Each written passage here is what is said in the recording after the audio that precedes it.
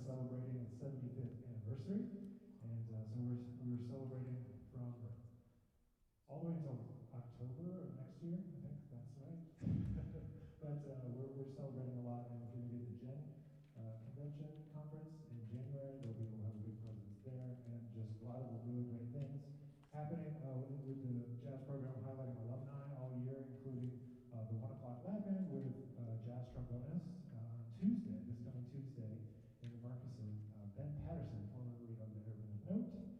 That will be playing as a guest artist, a lot of his music with the 1 o'clock lab band on Tuesday. So that's all happening. We're celebrating the 75th anniversary. I need to thank none other than Conn-Selmer for being our presenting sponsor this year, for making all of this happen. So thank you, Conn-Selmer.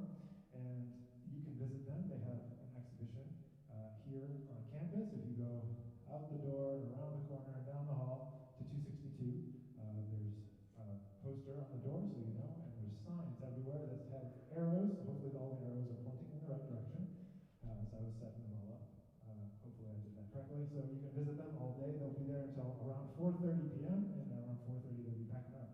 So if you want to try out, I know they have a bunch of King jazz trombones, and they have some Bach, and they have Conn. So you can check out all those things kind of throughout the day. Our other sponsors are BAC Musical Instruments for presenting our virtual guest artists today, Jeffery Miller and TJ Norris. And I also need to thank Dave Butler of Butler Trombones. He's here today with us in person, and he's providing the second prize winner of our International Jazz Trombone Competition with a custom outer slide of carbon fiber, because that's his specialty, carbon fiber trombones. And then we have AR Resonance Mouthpieces, who is providing a mouthpiece to the third place winner. And so I want to thank Luke Malevich up in Chicago for hooking up that. And I need to thank so many people here at UNT for making this possible, starting with our dean, John Richmond, our chair of the jazz department, Rob Parton, all the UNT jazz faculty, the UNT marketing team for putting up with me bothering them and badgering them to get things like the great video. If you saw their video on the board outside in the courtyard with all of this information. Our UNT trombone faculty, Tony Baker, Natalie Vanek, Steve Bernard, all of our jazz faculty, thank them for supporting our event. And I need to thank our 4 finalists for this year's UNT Conn-Selmer International Jazz Trombone Competition. In alphabetical order, you're going to be hearing from Jack Courtwright, Joe Giordano, DJ Rice, and Sam Rowley. They're all here on campus. And thank you to Paul Compton and the OSU Trombone Studio for coming down to hang out with us today and perform later on. And of course, the students in our jazz trombone program and the trombone studio as a whole. You've seen them running around. They're sitting at the table. They're dealing with me being stressed out all this week, and they've just been wonderful. And so thank you all for spending time with us today. And if you want to, feel free to, do photos, videos, social media, whatever you want, and tag us. You can tag me or tag UNT Trombones, tag Conn-Selmer if you like, and use the hashtag JTBN Day, JTBN Day 2021, spelled like that, like on all the signs. All right. So the fire exits, there's one here, and there's one back here. So if something were to happen, please leave in a calm and orderly fashion. If you need to use the restroom, there's a couple. There's one out here, right here, at the end of the hall of here. And if you go over towards where the registration table there's more over there. If you can't find anyone, look for any student and they can put you in the right direction. A lot of them are wearing, I see, mean green UNT shirts, so that will be very helpful. These guys, they can help direct you, or just find me and I'll try to direct you.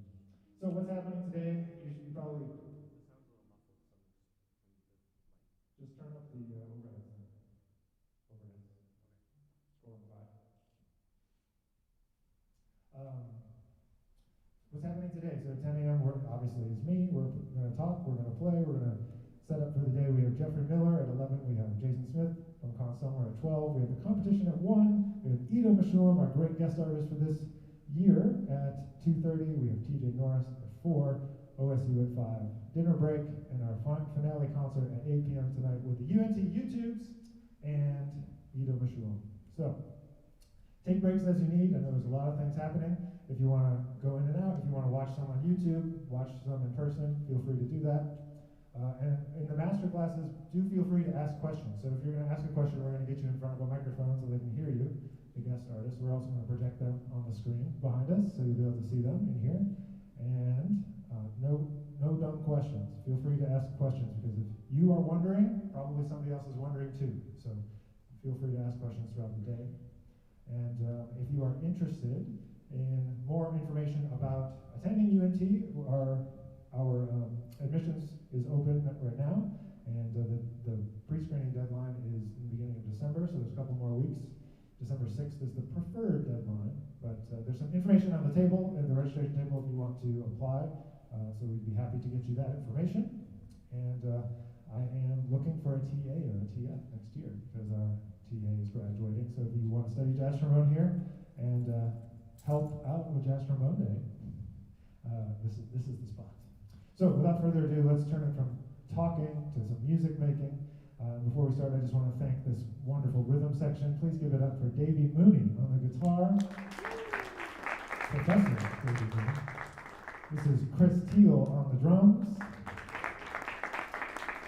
And we've got Guillermo Lopez on the bass. All right, we're going to kick it off with one of my favorite standard. This one is called Smile.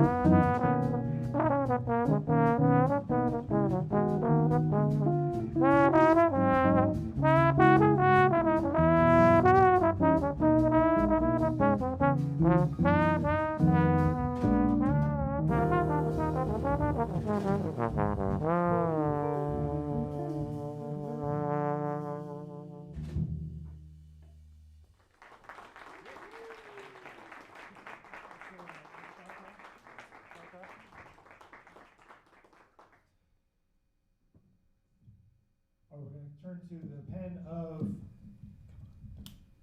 to the pen of the great Duke Ellington.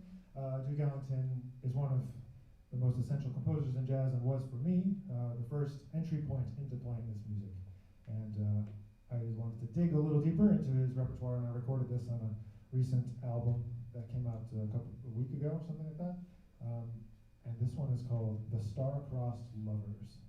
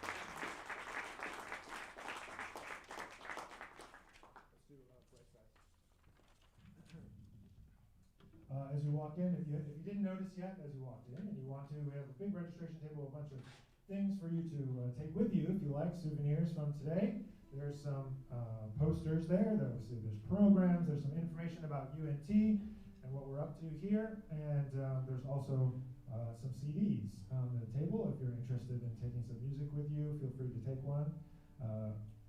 Don't take the whole stack, but you can feel free to. There's 2 records there of mine, if you're interested. One is the new record that came out last Friday called Out of Focus, which features that last tune and this next tune we're going to play. And also there's some copies of the Cast of Characters records out there as appreciation token for coming to hang out with us today and talk about trombone, play trombone, listen to trombone. So feel free to do that on your way in, you're on your way out. We're going to keep moving here with our program, and we are going to play a great composition by a guitarist named Pat Metheny, and we're going to play Bright Size Life.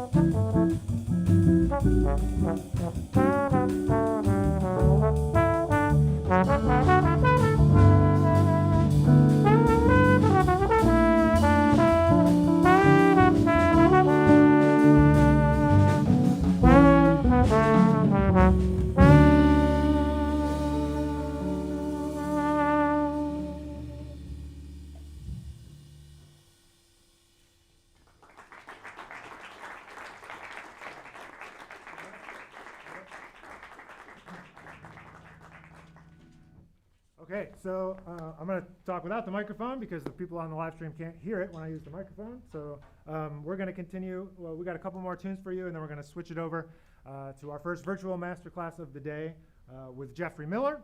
And if you want to be on the Zoom call, I guess you could do that from in here, but it will be projected up here on the screen, so you can check that out. But we're going to turn to a great standard by Hoagie Carmichael. This one's called Stardust.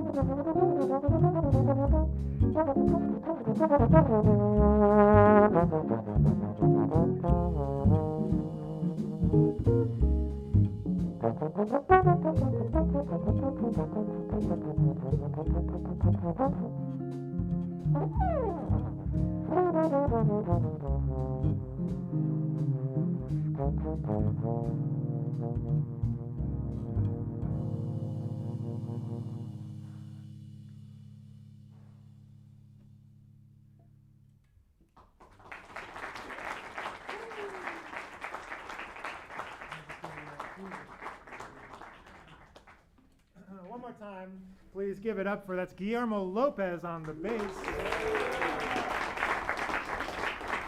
That's Mr. Christopher Teal on the drums. And Professor Davey Mooney at the guitar. We're going to play one more piece for you this morning, get you warmed up for the day. Jazz doesn't really happen this early in the morning, but hey, what are you going to do? Thank you again to Conn-Selmer for sponsoring the event. Thank you for all of you for being here. One of the students last night reminded me that last year during COVID when we did this, that I sat here, where Jackson's sitting, and did the live stream by myself with this room really dark for like 12 hours. And I just sat in this room and I was like, oh, I tried to forget that that's what happened. But I'm so glad to be able to have you all here today. And for all the people that will be joining us throughout the day, thank you for coming. And there'll be more thank yous throughout the day. But feel free to go down the hall, check out what's happening in the Conn-Selmer exhibit room. Be sure to come back at 12 o'clock for the Conn-Selmer, 1 o'clock for the competition, 2:30 to hear Ido. There's so much great things. And if you're tuning in online, look at the camera. Thank you all for hanging out with us today. We're going to close with a tune from my last record called Cast of Characters, and this one's called The Guru.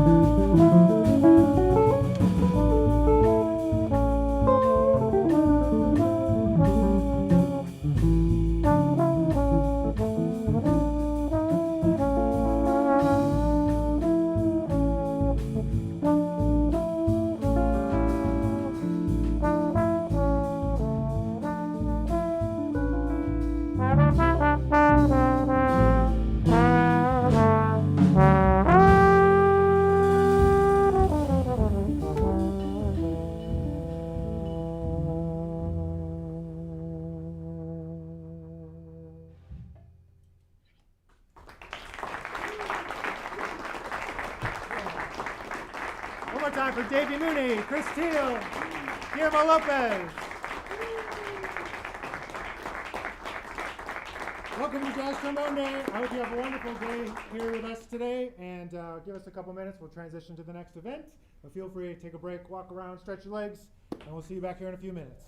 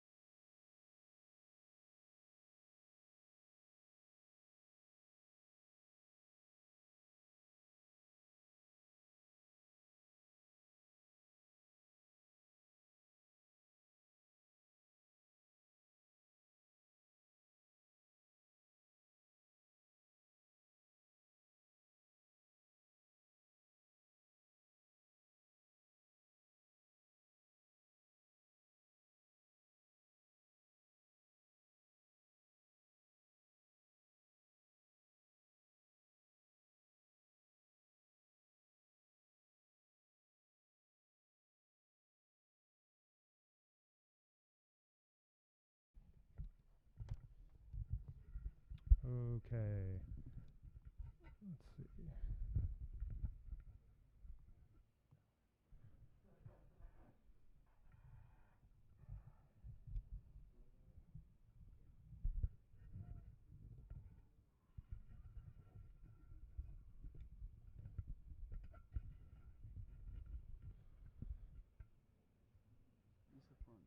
Yes. Yes. All right, I got signal. Let's see. If I do this. Okay. Sorry, everyone in this room. You're going to have a little bit of an echo from me. But hello, welcome back. We are going to get Jeffrey Miller on here. Let's see. Jeffrey, are you still here?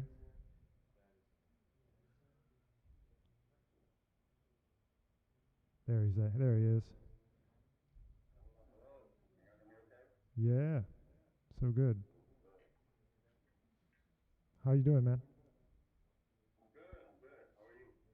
I'm doing great. We got our day kicked off here, and looking forward to chatting with you and kind of just hearing about you and what you're up to. I know you released some music recently, right? You've got a new single.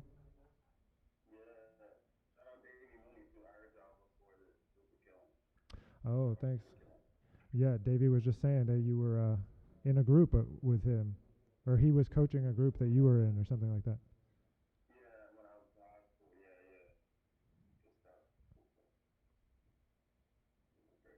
Nice, man.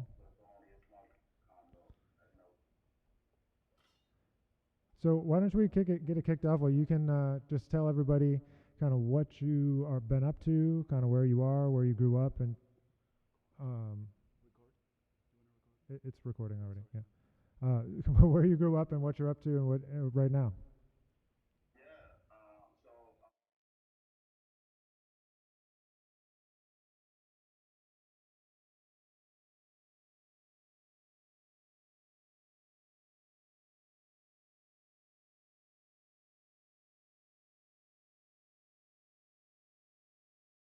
Um, I guess I'll do the short version. Um, Grew up in New Orleans, grew up singing, all that good stuff. Picked up trombone in fifth grade. Um, First music teacher, his name was Keith Hart. Amazing trombone player, amazing teacher. And I was raised by my grandparents. My mom passed away when I was a year old. So me and my twin sister raised by my grandparents. And, you know, they were very supportive of my music career when it started taking off. And, I was fortunate enough to start playing and being mentored by Delfeo Marcellus when I was 14, 15. Started playing with his Uptown Jazz Orchestra when I was 15, officially. Uh, Pretty much every Wednesday night at Snug Harbor in New Orleans, playing the gig, learning from the OGs, and all the while, still singing. Really love R&B music. Really love pop music as well, and obviously love jazz. All that good stuff. And yeah, started playing with Delfeo. Still do whenever I'm back in town. I moved up to New York in 2014 when I graduated high school. Went to Juilliard.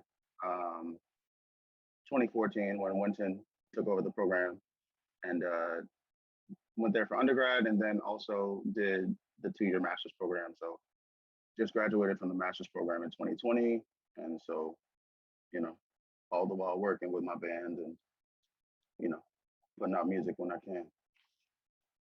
You know, Yeah, man, that's beautiful. for sure. Um, Thanks.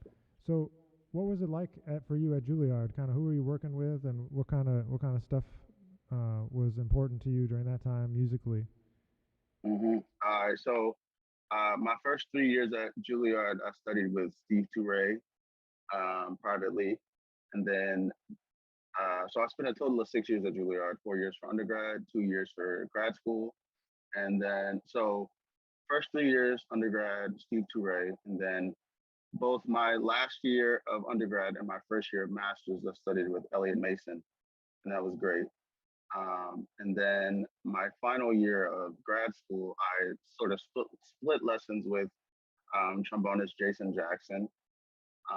and pianist Mark Carey.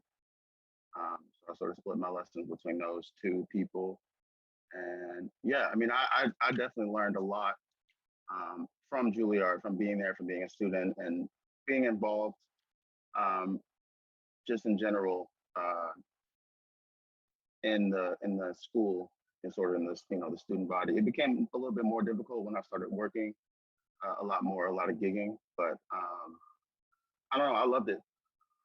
It was a good. I think I got a lot of things from my experience there. Um, yeah, I think yeah, I'll just keep it at that for now. It's a complicated relationship we have with with that Yeah, space. So exactly. Yeah, I'm trying to keep it. I feel like I don't know. I'll just say I feel like every program has their pros and cons. Especially I went when I started there. It was at the very beginning of a regime change. You know what I mean? I'll just use that term. And so, there are definitely some ups and downs when it comes to, when a department gets new leadership. So there's always going to be some challenges with that. Um, but overall, I think I just learned a lot from my peers, and also just being in New York. And obviously, my private lessons, I learned a lot of, uh, you know, foundational things, which are great, technical things. But then I don't know, I learned a lot from my peers, both in the jazz program, but also especially in the the drama program and the dance program. I went to all the drama shows. I was just in love with what they did, and so building relationships with those artists, my peers in those realms of art were really lifelong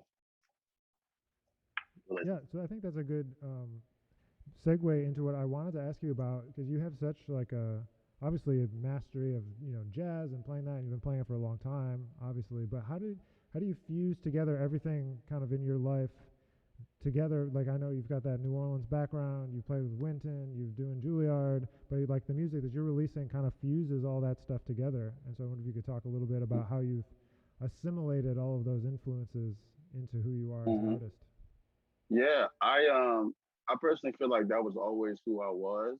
I sort of had to um, access different parts of my musicianship along the way. Like sometimes the R&B singer in me isn't always the part that needs to be at the forefront when I'm playing, a gig with somebody like Wynton, or if I'm playing in a big band or a small group or anything like that. Um, but then there are those times where I like to just listen to, um, you know, R&B or pop music and just really get into what's happening with that. Um, I don't know. I learned to sort of fuse those things together. I feel like the more that I started playing gigs that called for a specific type of musicianship, I feel like um, when I had to do gigs like that, where I had to sort of turn off one part of my musicianship and really hone in on one specific part of it, I think all those instances actually helped me um, in the end put them all together, because I'm able to really hone in on one specific part of one specific aspect of my musicianship, and then you know appreciate that for what it is, so that I'm able to really put everything together and um, you know I guess deliver it. You know, I don't know Yeah, if that answers the for question sure. well. And how That's do the you answer. view like what's the trombone's role in that music, man? Like what are you thinking about? I know it's not just about the trombone, but this is a trombone day after all. So what Yeah. how do you view like the trombone and the non-jazz music and how it can be used? Yeah, I personally, I don't think I'll ever just be a singer. I think trombone will always, not even I think, trombone will always be a part of who I am as an artist. And I just think that it represents um, a different a different side of me. Um, my vocals are pretty soft spoken. pretty soft. You know what I mean? Not soft, but they have a gentler side compared to the trombone. I can really um, display, you know, different colors.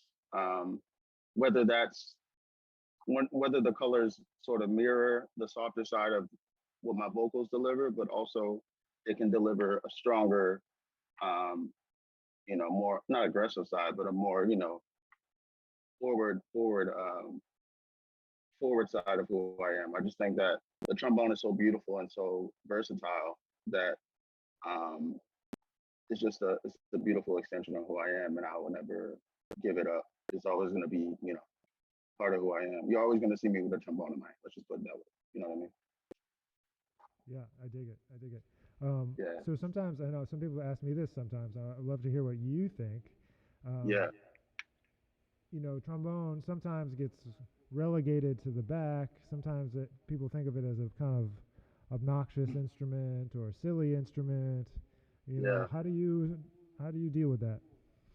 How do I deal with that? That's a great question. I mean, it's funny because, we talked about Juilliard earlier, and I definitely was at a point, there was a point in my Juilliard career where I didn't even want to look at the instrument. I didn't want to touch it. There were times where literally the only time I would pick up my instrument were when I had to play it for class. I was just, that was just the space I was in. Um, just, with some personal things going on in my life and then just some, I guess, career frustrations, but also just being frustrated with the instrument itself, feeling like, there were some days where I'm like, what am I doing? Like how, I would listen to old recordings or videos of myself. And I'm like, how did I make that sound happen when right now I don't even know what's going on with, my chops and the horn itself, there was a frustrating point uh, in my trombone playing at Juilliard, and I was like very very frustrated, and to the point where I was like, do I want to give this up? Because I saw so many of my trombone peers and other people just giving up trombone and starting to do you know producing or rapping or you know what I mean. I was at a point where I was like, do I want to even continue to play trombone? Which I guess led me to really appreciate it when I sort of got out of that. I kind of needed that time. But to answer your question, I you know, going when I was in that space, I was just very, very dark about the trombone. And I was like, specifically, I was like, man, rhythm sections don't even know how to comp for trombone players. You know what I mean? I was really dark. I was really dark about it. You know what I mean? And I, what I would say to that is obviously I would practice to the point where I could communicate my ideas in a way that made people want to listen to what we had to say as trombone players. Um, but also, I would get deeper into the history of the trombone itself and you know, just figure out, try to really hone in on what made the trombone special. Um, and then try to apply that in my everyday playing, whether it's performing or practicing or anything of that sort. So, um, yeah, I don't know if that answers the question, but hopefully it did. That's cool. No, that's a great answer, man. So Thanks. if for the people that are either in the Zoom call, um, so if you want to put in a question for Jeffrey, I'll be happy to get them working. I see there's some comments Yeah, here in the chat though that I say love that as answering well. questions. But yeah, so if you have questions, feel free to drop them in, Open and I book. will go ahead and relay them to Jeffrey, so we can do that. But so since it is a trombone day after all, tell us a little bit about like how you approach the trombone. What's your kind of what do you focus on when you're like doing a routine during the day? Yeah, so I try to really balance it out in terms of sound, but also technique. I found that there was a point where I was focusing a little bit. I was doing a little bit too many uh, long tones. Well, not too many long tones, but yeah, compared to I didn't balance it out enough in terms of long tones versus practicing articulation. Right, I would practice so many long tones that my articulation would start to suffer. So I sort of learned from that, and sort of nowadays I'm starting to really balance it out. And I would I do a lot of mental shedding as well when it comes to the trombone. I feel like that's a lot of what kind of helped me with sort of working things out away from the trombone. But obviously, you have to play the horn to physically get better at it. You gotta do that, muscle memory and all that. But um, right now, I'm really focusing on um, really getting a clear, stable sound, um, and trying to navigate that through the whole horn, no matter what register I'm in, no matter what partials that I'm trying to navigate. You know what I mean? I'm really trying to get a very clear sound is that doesn't sound strained. Um, I'm trying to really develop a freeness on the trombone. My approach is really, especially when I'm playing improvising, is um, whatever I play, I try to I want to be able to sing it. I guess it helps that I'm a singer, but still, even then, um, I want to be able to play things that can be sung for the most part. Obviously, not all musical situations necessarily call for that. Technically, when you think about it, but in general, I definitely want my trombone playing to have a sort of vocal style, um, and a sort of relatability in that aspect of it. So So, is there anything when you're working with younger musicians, is any advice that you give them about trying to develop that vocal style in terms of like other than doing long tones, but like what do you shed? How do you get that vocal style? yeah, I literally, the more that you work on your ear, of course, I don't, there's a reason that things are cliche, I guess. But I always try to sing what I play. So, even if you can't sing, you know what I mean? That's when it helps to sort of record your practicing so you can listen back and, you may think you're tone deaf. Probably not. I don't really believe that anybody's tone deaf. It just might take people a little bit longer to really dive into it. But that's for people who think they are. That's where recording your lessons really help because even if you may think you're tone deaf, if you listen back, you'll be able to hear, you know, if you got something or not. You know what I mean? If you nailed something or not. You may not be able to tell necessarily in the moment, but if you listen back, you'll be able to figure that out. So recording your lessons so that you can always look back, and also it's good to hear where your growth has been coming from.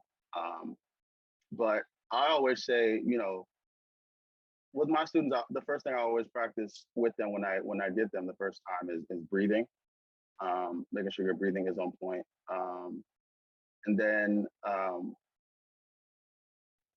referring specifically to the approach of a vocal trombone style. I would listen to a lot of singers um, and try to really dive into their approach of things. Um, yeah, I mean, there's so many ways you can go with it. You can literally sing a phrase and try to play that phrase. Um, you can listen to singers and try to dive into how different singers that you specifically gravitate towards, and try to figure out what they're doing in terms of approach. Um, and yeah, I mean, all the while working on that ear so that you can play exactly what you hear in your head or feel inside. You want to be able to eventually you know tie those things together so where you're not thinking too much about what you want to get out. Right, right. That makes perfect sense to me. Um, Mhm. did you study with Wycliffe Gordon too? Yeah, so the first time I met Wycliffe was actually in high school I did the Vail Jazz Workshop in Vail, Colorado, and the first time Wycliffe, I'd been listening to recordings of him. I really loved his playing. I was definitely a fan the first time I heard Wycliffe's music. Um, and then the first time I actually met him was literally I think the week before I went up for the Vail Jazz Workshop. He was playing a set at Snug Harbor. He was in New Orleans, and I pulled up. Obviously, I pulled up on him and talked to him and introduced myself. Well, he knew who I was because he picked me for the workshop, so he recognized me. But I didn't really know what to say. I was so nervous. But then but now Wycliffe is like he's like a big brother to me. He's definitely somebody who is I would consider a mentor and just somebody I can come to, with anything. And I definitely learned a lot from him, both trombone wise and as a man. You know what I mean? So um, really, really, really, really close with him, and just learned so much from him. I still have the materials from from when I was studying with him at the Bill Jazz Workshop. We had like specific blocks for lesson times and all that. And the stuff that he gave me, I'm still working on. So it's really, really helpful. Yeah, man. Same. He gave me some stuff when I was in high school, and I still have to share You know what I mean? that. Come on, for real, man. It's he's ridiculous. Yeah, It's and unreal. the reason I asked is because he also talks about the sing it first kind of thing. I think he has a book Hmm. that's called that, right? Something like He that. does. There you go. See, Yeah, I didn't even know that. That's crazy. yeah. I think it's called Sing It First. Anyway, there's some questions Yeah, popping up here, so let me get them to you. Uh, sure. Paul asks, "What is your go-to recording setup? Do you ever use electronic effects? If so, what is that Mm. setup like?" That's a good question. See, I'm still actually trying to figure out my recording setup. A lot of the time, um, I just record with. Um, I'm terrible with equipment names. I'm just gonna put that out there. I've never really been uh, somebody who's too deep into the technical aspects of equipment and even from mouthpieces and things like that. Like I was never like, oh, what horn do you have? What bore size? I've never really been uh, somebody who's really gotten into that world. Starting to a little bit, but to answer the question, I don't even know what this mic is called, to be honest with you. Um, I kind of just get, you know, whatever situation I'm in that I'm recording in, I just use the equipment that they have. Um, that's a terrible answer. I'm sorry, but No, that's a very honest answer. I like to be honest. And when it comes to electronic effects, I I want to start using them. Actually, I don't use any electronic effects on trombone at all, but I definitely want to start using that.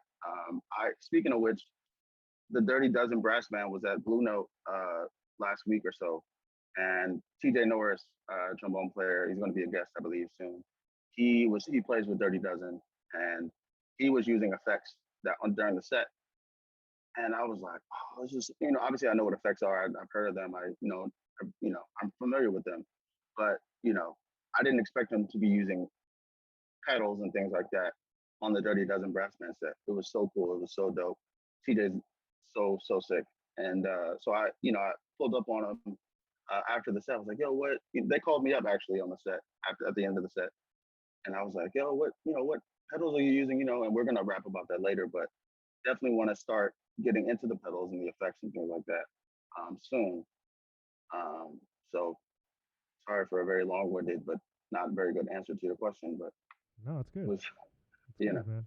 Um, I guess this is related. Someone wants to know about plunger stuff.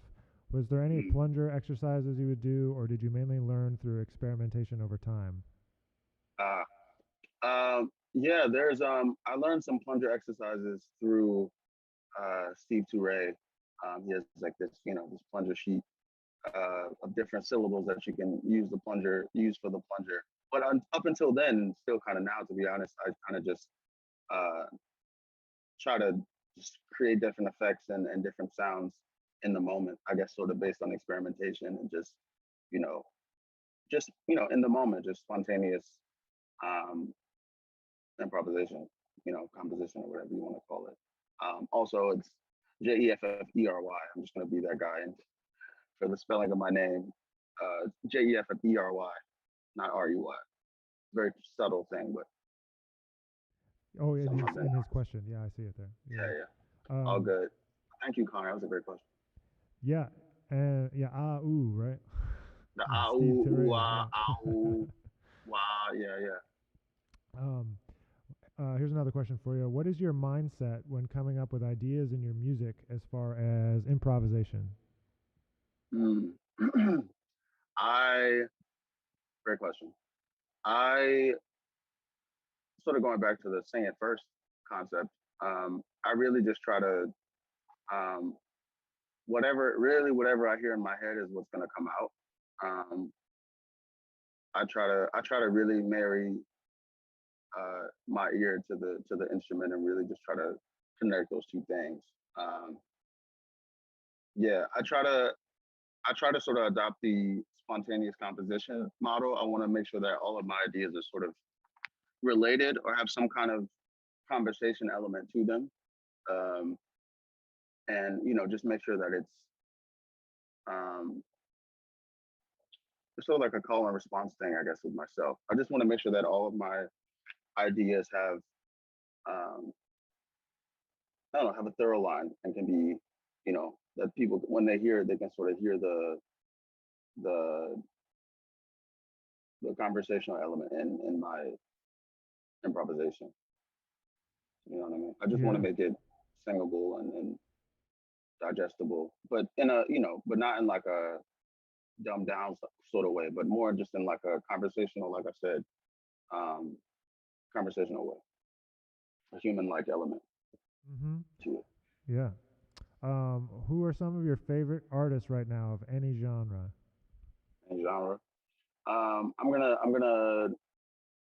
gonna start with trombone, obviously. Um, I have been really digging. I've been really digging Andre Hayward lately. Really getting into him lately. Um, I've also been listening to. I have a student. I have this 2-year-old student named William, and his parents were just super enthusiastic about him learning trombone. Actually met his. They're based in on the West Coast, but his dad actually pulled up to Jazz and Lincoln Center the other night, and I ran into him for his mom's birthday or whatever. But super random. But their son William, he's 2 years old, and we've been listening to a lot of just different. I want to get him familiar with a lot of different trombone players, right? So he really likes Tyree Glenn. So I've been listening to a lot of Tyree Glenn lately because of William. Tyree Glenn is super great. Play with pops and all that good stuff. So Tyree Glenn is just amazing. Um, so Andre Hayward, Tyree Glenn. Been listening to a lot of Trombone Shorty lately, just because that's like my Shorty is like my big brother, um, and I've been listening to him a lot just because whenever I feel like I need some instant sort of inspiration and energy, I listen to his music and his live shows, and you know just automatically get inspired. So I've been listening to him a lot lately. Troy Andrews, Trombone Shorty. Um, so Andre Hayward, um, Tyree Glenn, and Trombone Shorty will probably be the top 3 trombone players that I'm listening to right now at this very moment. Um, and especially a lot of Curtis recently. Curtis Fuller, rest in peace. Um, so I would say those 4. Um, uh, Andre Hayward, Tyree Glenn, Trombone Shorty, and Curtis Fuller right now. Um, yeah, and then I'll just keep it at trombone players because All right. yeah. um, who are, I think you kind of just answered this, but your biggest influences for improvisation and sound, whose playing do you try to emulate when improvising in non-jazz styles? So maybe that second part. Yeah. For non-jazz styles, I really try to. I don't know. I it depends on the setting. I would say. Um, in non-jazz styles, I still try to adopt um, a sort of aesthetic that can kind of be traced back to jazz, if that makes sense. Um, Specifically, the sort of New Orleans. Um, I always want, no matter what style I'm playing, I always want people to hear the New Orleans in my sound. So it really, he's not a trombone player, but I really, I try to channel Louis Armstrong with, just the general aspect of where I'm coming from when I try to play any style. Just because I feel like he had such a transcendental um, sort of trans genre aspect of his sound that was so larger than life um, that I really want to deliver that whenever I play in any style. So really, just I just think about New Orleans and the city that I come from and how I want that to be represented in anything that I do. I know it's not really a player, but Louis Armstrong is if there were to be a player, even though he's not a trombone player, is somebody that I give it up to for that. Oh yeah, I mean, come on, it's Pops. You know what I mean? Yeah. So deep, so deep. Man, well, thank you so much for taking some time to like hang out with us today. Yes. It's Thank you for been so asking, cool, man. man. It's so So cool cool. to have you on here. I want to give you a second here to plug kind of what you're up to. So tell us about the new single. Tell us about where you're playing. Tell us all those Yes, things. yes, yes. So I have a new single out called "Permanent Stains," and it's sort of like I don't know how you would call it. I mean, it's like a pop R&B, but obviously it has some trombone in there, some jazz elements to it. Very chill vibe, very chill song. Features more of my vocals, which is kind of the step I'm taking in this new sort of era of my artistry. Um, so Permanent Saints is out right now everywhere: Spotify, Apple Music, iTunes, all that good stuff. We just came out with a live performance video set in New Orleans. It's on my YouTube channel. Uh, so we're literally sitting in front of this mansion with a bunch of the brass band cats in New Orleans, both of all ages. Right, the youngest kid in there is a trombone player by the name of Caleb Summers. He's 15, I believe, and he's killing it right now. And then we have cats like uh, Kevin Lewis, who's a trumpet player in New Orleans, and then Roger Lewis, who is a baritone saxophone player with Dirty Dozen. We have just a bunch of all ages when it comes to the spectrum of New Orleans musicians in that video of Permanent Stains. That's on my YouTube channel. Um, and yeah, um, pretty much with the live shows, it's we have some shows coming up, so I'll just stay tuned for that.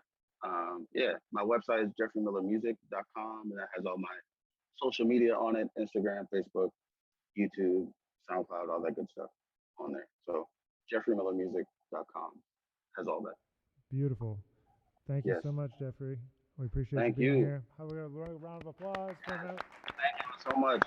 Hit me up. Anybody hit me up if you have any questions and just want to chat, holla. I'm around. Awesome. Thank Excellent, you. man. So everyone that's watching, thank you very much. We're going to take a little bit of a break until the top of the next hour. I see some people mentioned I'm going to get a new microphone for this. This one's doing something strange. Great. We will be back in about 15 minutes. Everyone, get a coffee. Do what you need to do. And thank you, Jeffrey. We'll talk to you soon, man. Love. Thank y'all.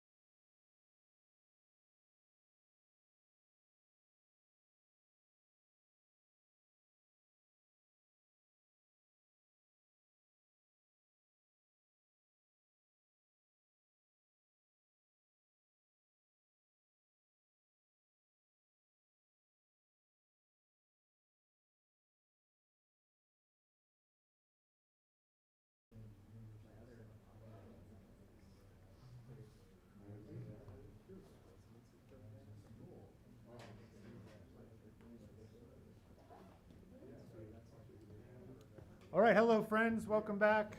Welcome back if you're on the live stream. Hopefully you can hear me better now by just speaking into these microphones. Feel free to come in and out, do what you need to do. I'm just gonna reiterate some things that people didn't get to hear on the live stream before we started. Just to say that this year was our 75th anniversary in the UNT Jazz program, and so we're celebrating that all over the next entire year, so that's very exciting. And I want to make sure that we recognize and thank all of our sponsors, and that is the presenting sponsor, Conn-Selmer, and of course our prize sponsors, our second prize sponsor, Butler Trombones, for the International Jazz Trombone Competition, which is coming up in just about an hour or so. And then our third prize is from AR Resonance Mouthpieces. So we're very thankful for all of our sponsors. We have to thank, of course, our Dean, John Richmond, all of the Jazz Studies faculty, and of course our chair, Rob Parton, and our entire faculty, all the trombone faculty, Tony Baker, Natalie Manick, Steve Menard, and all of you for being here to hang out with us today. So all of those thank yous. Maybe you didn't get to hear the most important thing of all, which is, of course, the hashtag and who to tag when you're talking about Jazz Trombone Day 2021. So you can spell it hashtag JTBN Day 2021, and you can tag me and I'll see it, or Conn-Selmer, or UNT Trombones, or tag any and all of our sponsors. And right now, we're really lucky to have Jason Smith from Conn-Selmer with us to talk a little bit about King Trombones, the legacy of King Trombones, talk about Conn-Selmer, and I think he has some other things he wants to share about potentially moving into a life in that world of music instrument production. I don't know exactly what he's going to do. He said he's going to improvise because he's really a jazz musician. But I wrote this nice introduction for Jason because he's a great trombone player, but he hasn't got to play recently because of work and COVID and all these things. So I wanted him to feel like, we're talking just before that, you know, in music we often introduce everyone as the great so-and-so. And my friend Lucas Pino always says, it sounds like we're introducing magicians instead of musicians.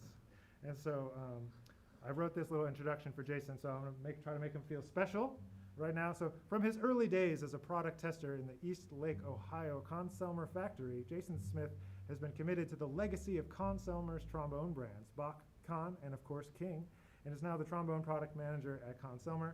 Jason has been nothing short of amazing in his commitment to helping to foster the King artist community over the last several years, and I am extremely grateful to him for not only supporting myself as a King artist, but for championing this event with the whole company. It was no small feat to get this event moved through the ranks and approved. So Jason's here to talk to you about King, Bach, and Conn, and here to connect with all of you on your trombone journey. If you want to check out what they have down in 262, pay them a visit before about 4:30, 5 o'clock, and they'll be down there. So without further ado, I'm going to turn it over to the great Jason Smith. All right. Wow. That's probably the best introduction I've ever had, so thank you, Nick. I really appreciate that. So it's a really great pleasure to be here today, and I'm really thankful for the opportunity for Conn-Selmer that we're supporting this event, sponsoring it, and of course, thanks to Nick for all the hard work he's put in to organize this. It's not an easy thing to do. You know, there's a lot of things going on in one day, and coordinating that is difficult. But, Nick's doing a great job. It's really a seamless event so far. So I'm going to tell you a little bit about myself and kind of how I ended up where I'm at today. It was not really a planned journey, as most musicians end up somewhere, someplace. And then I'm going to kind of take that into a little talk and presentation about the King trombone brand and where it started and where it's been and some of its history.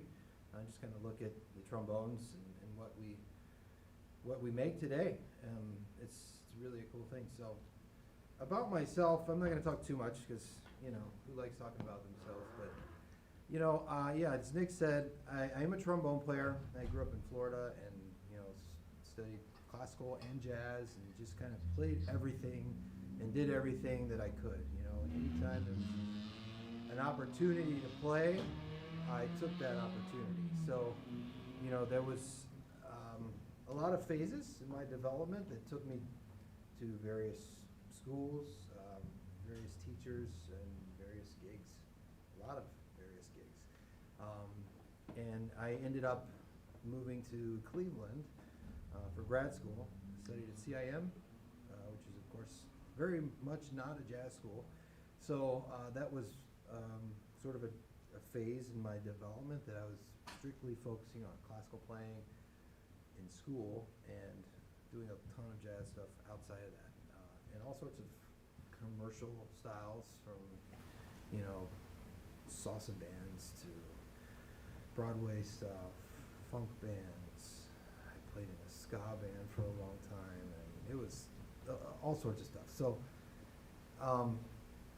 after got out of school, I was very fortunate to get a teaching gig at Cleveland State University, and I taught adjunct there for about 12 years, and really loved that.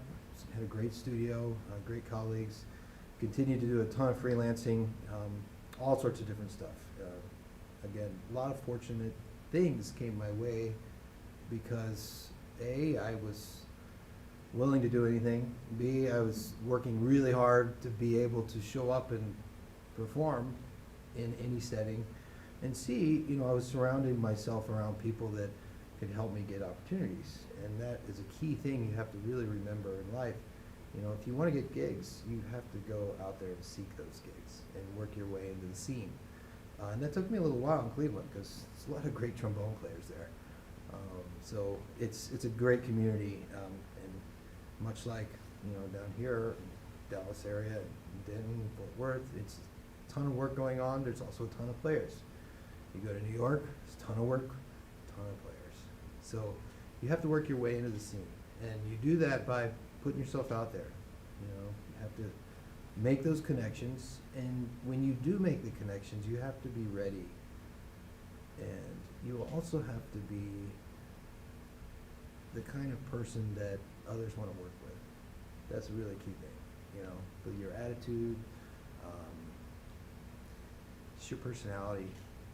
It's better to get along with people, drop the ego. So, you know, that's kind of where I was going for a long time, and I thought it was great, doing a ton of work, and I hit that point where, you know, with a wife and 2 kids and no full-time job with benefits, that I needed something a little more secure in my life. So I was fortunate that a position opened up at the factory there, which was the historic King factory in Cleveland. It's in Eastlake, Ohio, actually. They needed a play tester, and I never knew that was such a job. You know, what is a play tester? Well, it's the guy at the end of the line that plays all the trombones. So every horn that gets made, whether it's a trumpet, a trombone, a tuba, a French horn, they get played by one of the play testers that specializes in that field. So I put my name in and got the job and started doing that. It was a really cool gig. I had never been around a factory, much less a brass instrument factory. So that was really cool. Seeing all the stuff that goes into making these instruments, it's fascinating. If you've never seen anything like that, there's some cool videos out on YouTube. You can watch stuff. Or if you're ever up on that side of the country, you can visit anytime, you know. Please hit me up, set up a tour for you guys to come out. It's really cool to see it. So I started doing that, and that was about 3 years of my life. I was playtesting in my job. That was 40 hours a week, and teaching about 20 students a week, and playing gigs 3 or 4 nights a week, on top of rehearsals and everything else. So it was you know, about 60 to 70 hour work week every week. It was exhausting. Not a lot of time to practice, although I was playing a ton and playtesting a ton, which isn't really practicing, because you know, like when you sit around and play long tones for 20 minutes, you have to do what's needed to check the horn. So after 3 years of doing that, I got another really fortunate thing to opportunity to move into a new role with Conn-Selmer as the trombone product manager. Another job that I never knew existed. There's not a whole lot of these types of jobs out there in the world. You know, there's only a handful of companies that make instruments, especially on a large-scale basis, that have a designated product manager for that type of instrument. And there's a lot of smaller companies that do fantastic things, and they do have small teams of people that are specialists, trombone players working or designing stuff. But with Conn-Selmer, you know, they need someone that can play the instrument, knows the background, knows the scene, knows the artists, knows how things work to a degree. I can't physically build a trombone. I'm not the kind of person that sits on a workbench with a torch and solder and puts it all together. I tried that once and started a little fire. It wasn't good. So I stay away from that side, but I work really close with our engineering team and the design team. I work really close with our quality team, because that is a huge initiative for us at Conn-Selmer.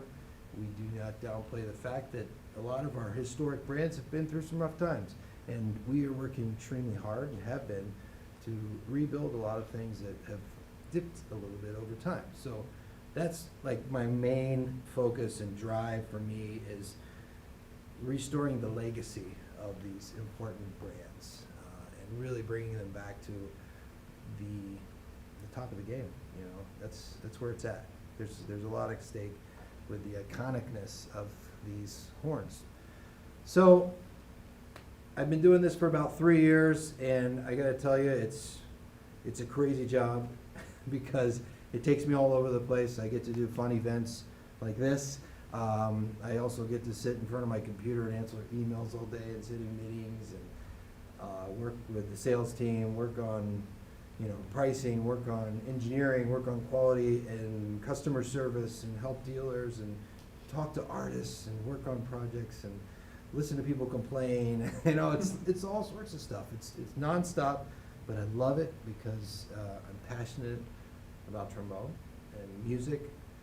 So it's kind of led me to this place that I never thought I'd be at. You know, it's really fun. So if you have any questions later on, I'll be in the room trying out horns. I'm happy to talk about, you know, opportunities at Conn-Selmer. If you're looking for something that may be interesting to you, or just, you know, this kind of the music industry, this side of the music industry is, it's a very unique thing. So there's a lot of great musicians that work in the manufacturing side too. So I'd be happy to answer questions. Now I'm going to shift gears a little bit, and we're going to talk about King trombone specifically. So before I dive into King, just a quick note, give some love, because we have more than one brand under the umbrella of Conn-Selmer.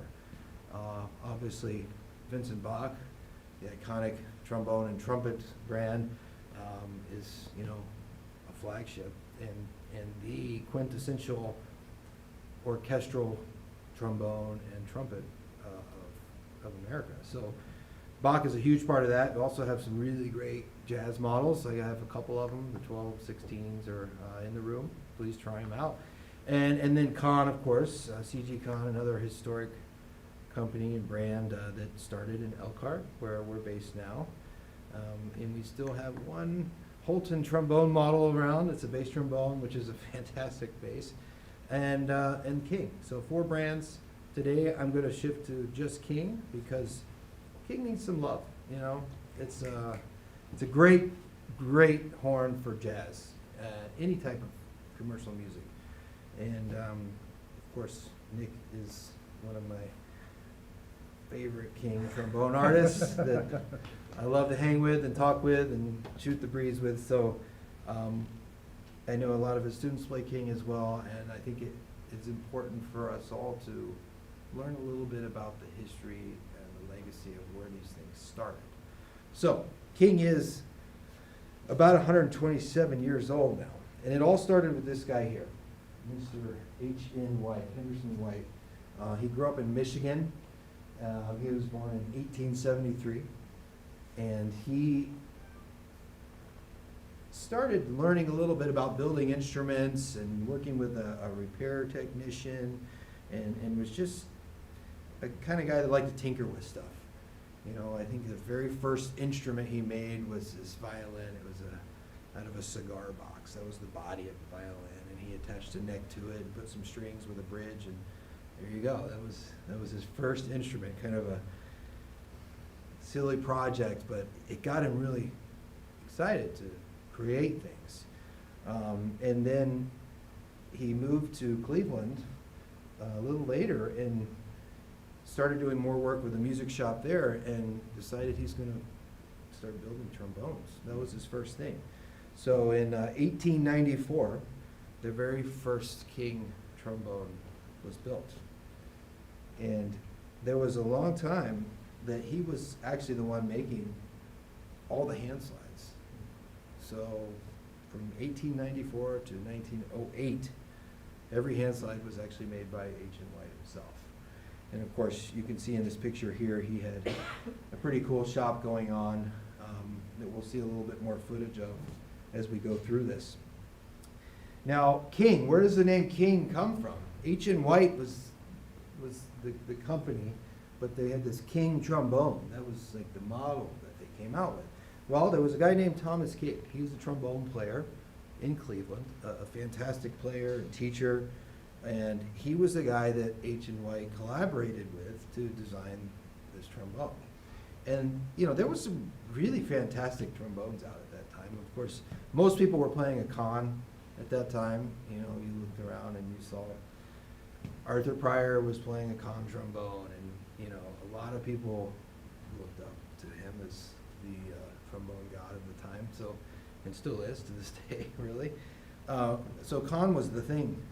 But then King came out with something a little different, you know. He had a little different approach to building things, a little bit different design, and the bore sizes started to be a little different. And, you know, the bell was a little bit different, the flare, and he had a different way of building it. And it created a different feel, a different sound. And the slides were incredible.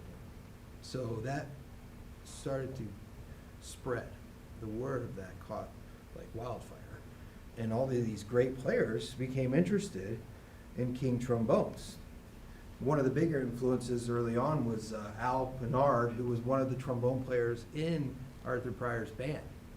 And for those that may not know who Arthur Pryor was, he was one of the greatest trombone players that ever lived.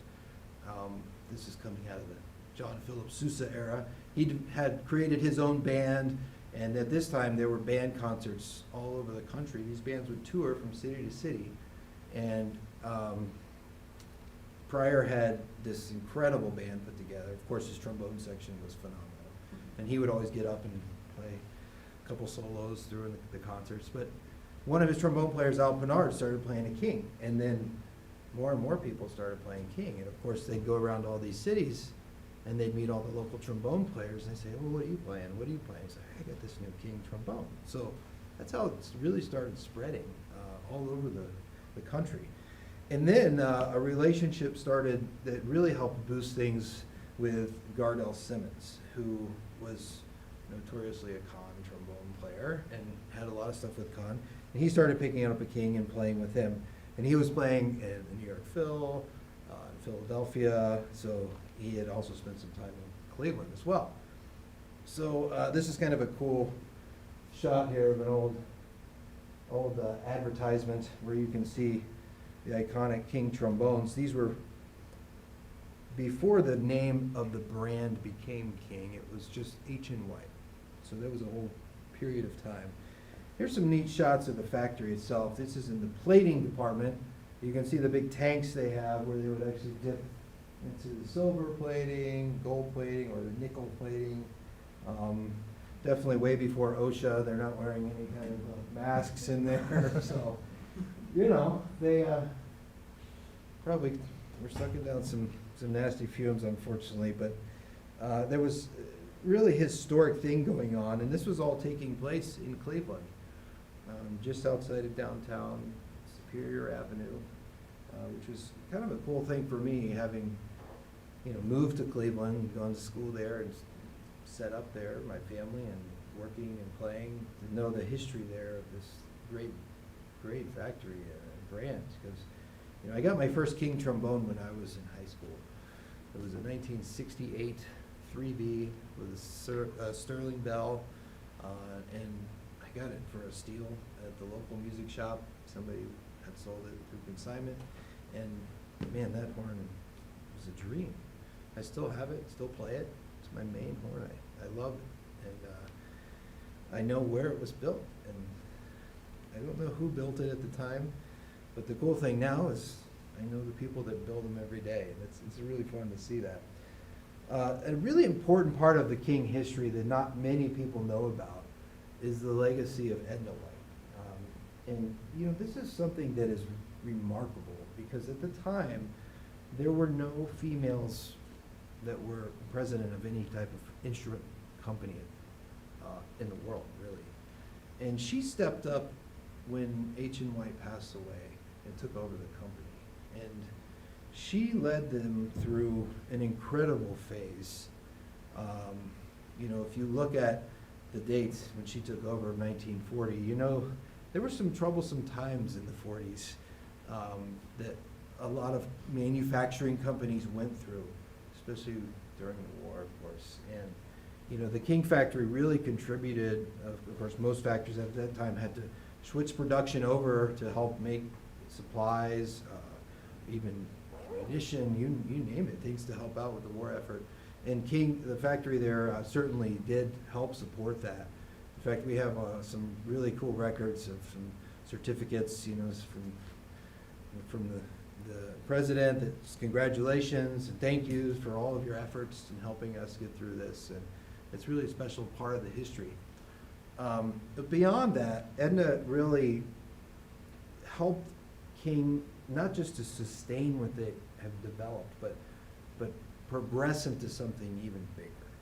And during that time was, of course, the boom of the jazz era. You know, after you get into the bebop era, really, it's starting to kick in here, and you get players like J.J. Johnson coming out, who is a huge, huge part of this. Here's a quick shot of the King factory. It's really, really neat. It's no longer in existence, unfortunately, as certain sections of Cleveland have deteriorated, but luckily been rebuilt into nice things. But you can look here at some of the legacy artists that really help establish the King jazz image. Of course, Tommy Dorsey was probably the most famous trombone player of all time, if you really think about it.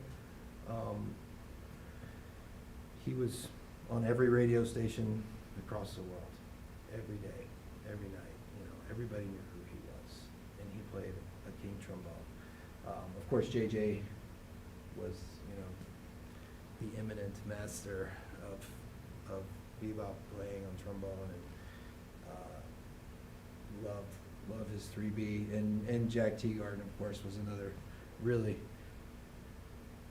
important foundation of more modern jazz playing. You know, I guess modern is still a good word for it. We can still say modern because Jack was a big transitional player. Just hearing these guys, really the technique they had, but also the sound. And that was a really cool thing about King is the sound that you get out of those horns. It was very unique and very special. And over the years, you know, we've done a lot of things to hold on to the legacy and maintain the way that things were built. So I've got a really quick video clip here to show you kind of the modern day look. I'm not sure how good this will show up on the, if the audio will come through or not.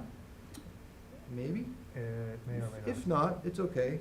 It's just a background track of some trombone player I know. Uh-oh. Is it gonna play? There it is.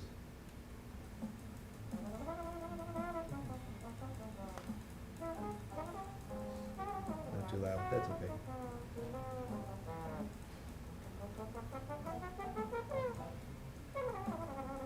So, a lot of the stuff today it's all still handmade. You know, that's a really important thing to remember is everything we make is using techniques that were developed many years ago. And we try to really be respectful to that, and it's important that we keep things consistent. Sometimes there's changes for better.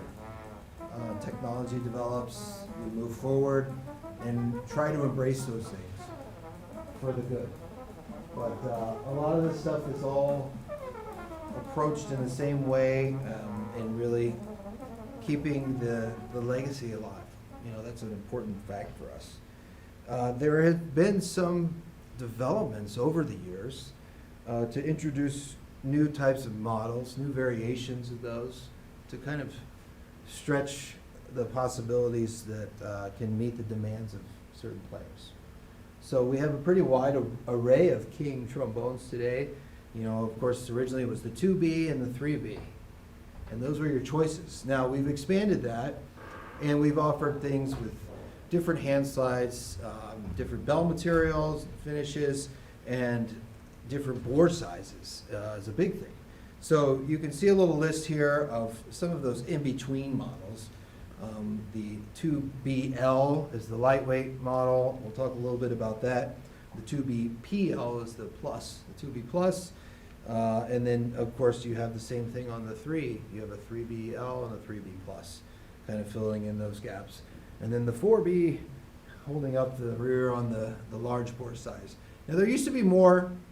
You know, there's some bass trombones that had unfortunately drifted away over time, that were really cool horns. So I'm hoping one day we'll revisit some of those models, because there's some really cool stuff, duo graves, APs. That's a project that's still on the back burner, but I'm thinking we got to bring some stuff back one day. So one cool thing is, you know, the bell material, yellow brass, gold brass, and sterling silver. Those are all options still. I get a lot of people ask me, do you still make the Silver Sonics? Well, yeah, we don't call them Silver Sonic anymore. It's, you know, you can get it as a 3BS, 2BS, anything with the S on the end, except for the 2BLS. That's the one outlier, the Jigswing model that plays with it. The S stands for short tuning slide. That's an old school trick where players would cut down the tuning slide in the tubes there, and it would force every position out a little further. So first position was actually about an inch out. That allows you to do slide vibrato in first. Pretty cool trick, but it messes with your brain if you're not used to it. It takes a while to get used to. So the 2B and the 3B were really the workhorses there. You know, you have a much smaller feel on the 2. It just cuts much easier. It's a great horn for lead playing if somebody likes something that's just got this real tight brilliance to it. For me, it's kind of like unleashing a weapon of mass destruction. I need something a little bigger to help. Plus, transitioning from my large horn, the 2B is just a little too small for me. The 2B plus is an option, though. We'll get into that. And then the 3B is, to me, maybe it's a personal thing, but to me that's just like what represents a king trombone. It's home for me. I know a lot of great players that the 2B is home for them, and that's their association. So the nice thing is that there's different options that fit for different players. So the 2BL, as I mentioned, Jake's one of the most sweetest people on earth, that is also one of the most talented artists, who is so humble and still sounding great. He's a very special person, and there's a cool model out here. Is the 2BL. We've got one in the room here. It's a lightweight slide. There's no counterweight on the back, so it's just a super light horn. I mean, it feels like a feather in your hands, but it just has this really sweet sound to it. It's just that's the best way I can describe it. It's a sweet sound, but it can also rip, you know, if you really want to. Then the L's, excuse me, 2BL and 3BL are more recent than the other additions to the family, especially the 3BL. A lot of people don't even know we make that today. But these are both lightweight slides. So the two things you do to make it a lightweight slide, one, we use this kind of a trumpet style water key, and that takes off a little bit of weight, believe it or not. And the more weight reduction is up towards the top as the, what we call the over parts of the slide. Those are cut down to about that long instead of about that long. So that's a pretty big weight reduction. We've got a couple of them in there. You can feel it. You'll move the slide and it almost surprises you how light it is. It's a great feature for people. And then on the plus models, what that does is really more about the bore size. So for someone that likes a little more openness, you can expand a little bit more. So for instance, a 2B is actually a dual bore slide. That means the top tube is one bore and the bottom tube is another bore. It kind of steps up, almost makes it more conical, if you're familiar with that term. So it's 481, 491. The 2B plus sticks you straight at 500 bore. So it's a little bit bigger and it's a single bore. And then the 3B plus, which is Nick's favorite horn of choice, right? That is a 525 bore, which is technically like a medium bore. If you equate that to like a Bach 36 slide, it's a small shank still. So I love that horn too. It's kind of creeped in more and more as an easy horn for me to transition to. For anybody that plays, a large horn and they want to go to something smaller, the 525 slide on the 3B plus is a dream. So there's a lot of options here. And they're new things. Some of them not super new, but when you think about the history of King, they're pretty new, when we're talking the last 10 or 15 years. But this legacy is the important thing I want you to remember today, leaving here, is that what we create today, we're really trying to uphold the truth of what King is, what King was established to be. And that's a great trombone with a great sound that is versatile and easy to play. So that's King. It's a beautiful thing. But I just want to say, really to wrap this up, that,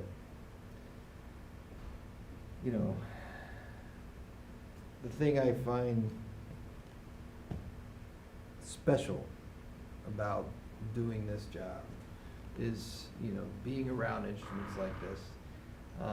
Obviously, these days, as Nick mentioned, I don't have as much time to play the horns, but it's special for me to be around students like you, and watch people go through an experience of trying something different, trying something new, especially something iconic that's been around for so long. And for a young player that really doesn't know about these legacy brands, to pick up a horn and say, wow, this feels great. What is this? Oh, that's a 3B. What's a 3B? It's such a cool experience to see that. And I've seen it a lot of times. And then as soon as it kind of clicks and they hear, oh, so-and-so played a 3B. Ah, I get it. That's so cool. So that's kind of my life, right now. It's really fun. It's enjoyable. I'm just humbled beyond belief to be a part of it, I really am. I never thought I'd be the guy that was doing this kind of thing.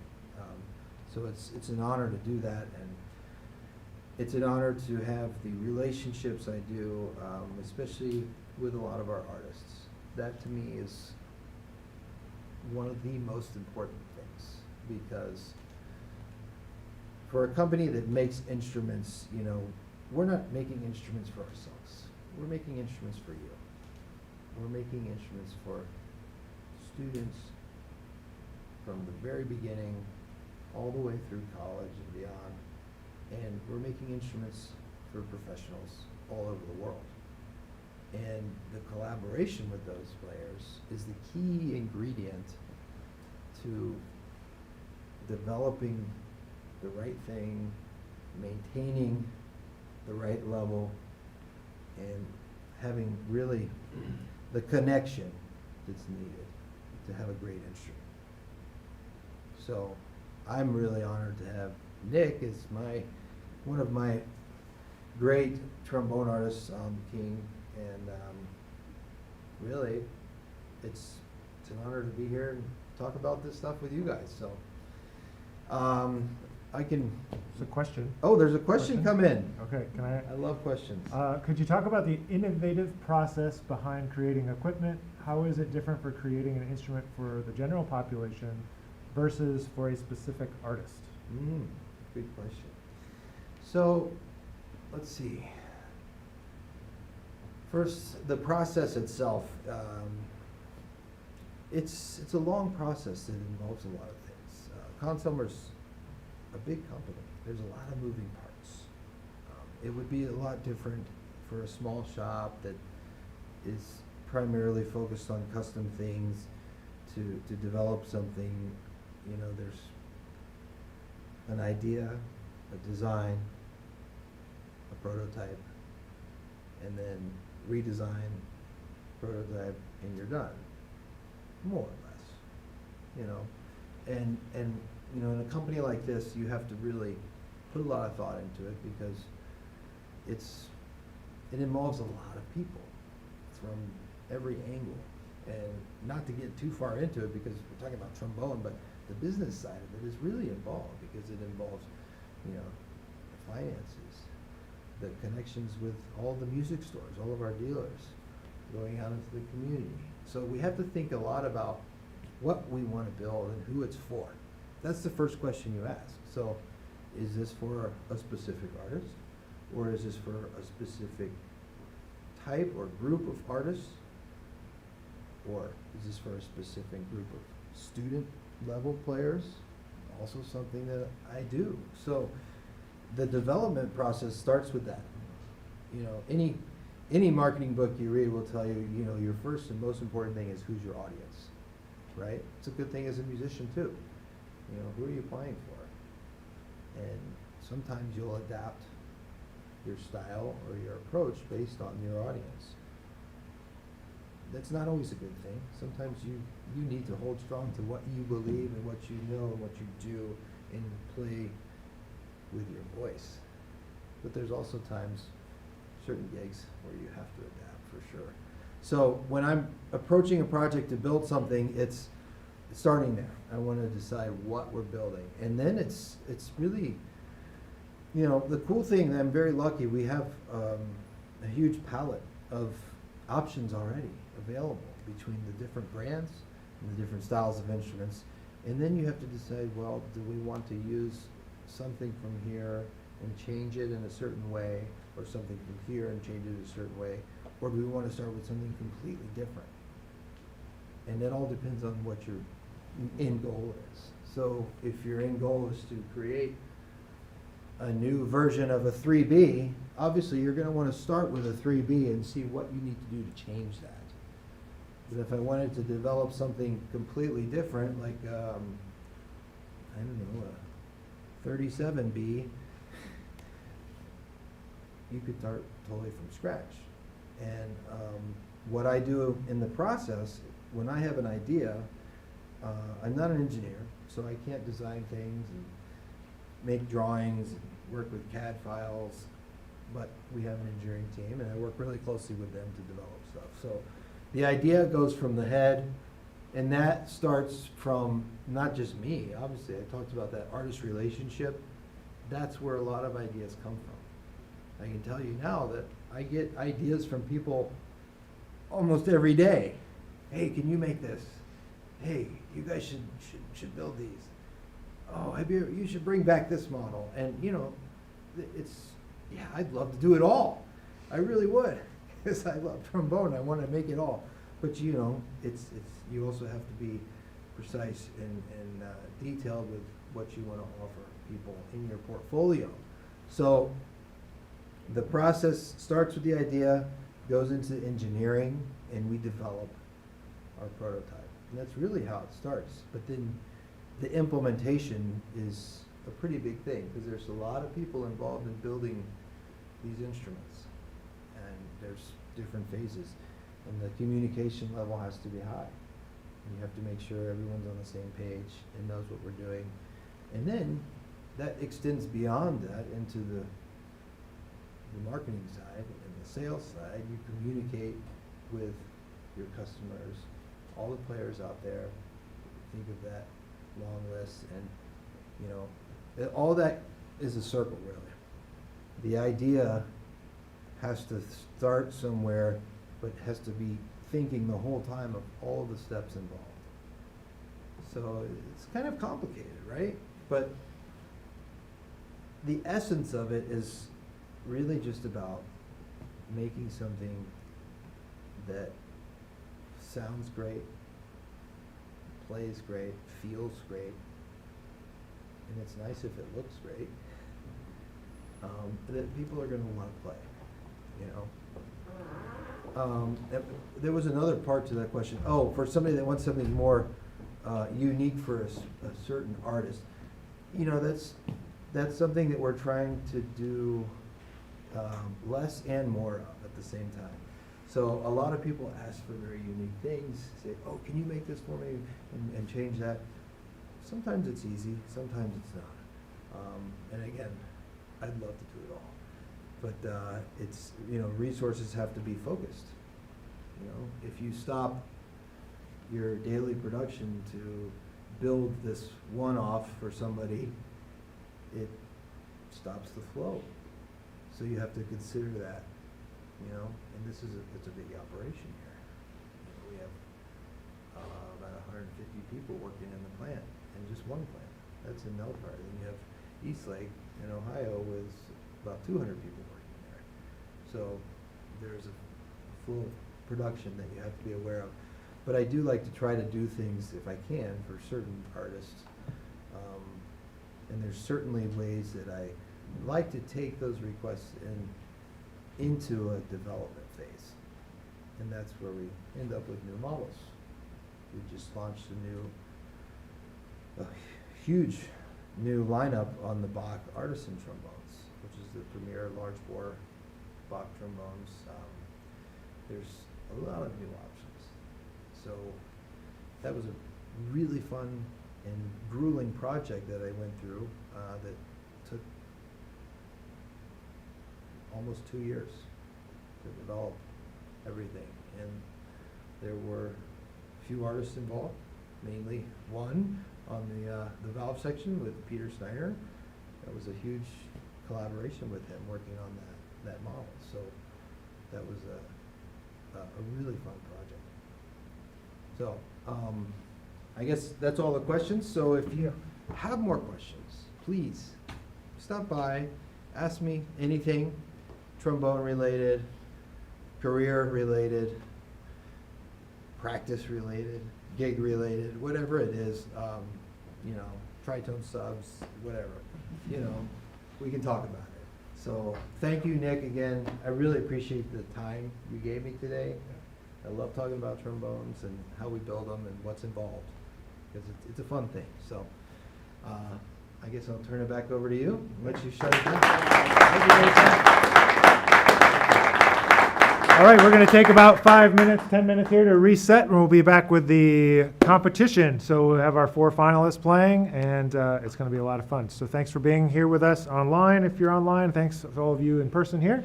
But take a break. 1 o'clock, we'll be back with the competition finals. Yeah. Thank you. Jackson, can you run back to that room where you can pick up the script? Yes. What I just printed?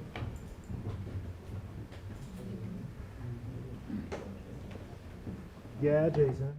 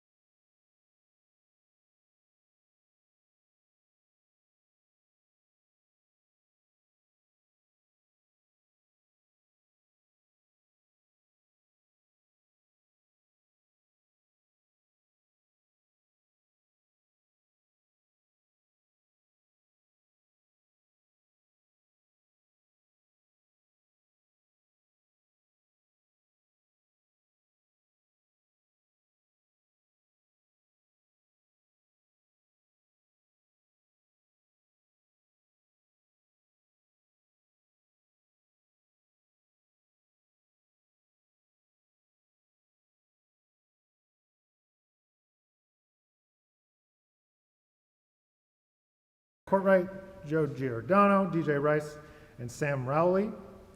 What are they competing for? What are we here for today? It's The Price is Right. Let me see, where are my notes? Okay, so the first prize is a King Jazz Trombone of their choice. The second prize is a custom Butler Trombones outer slide. So thank you to Dave Butler and Butler Trombones for providing that. Thank you, Dave, for being here too. Yes.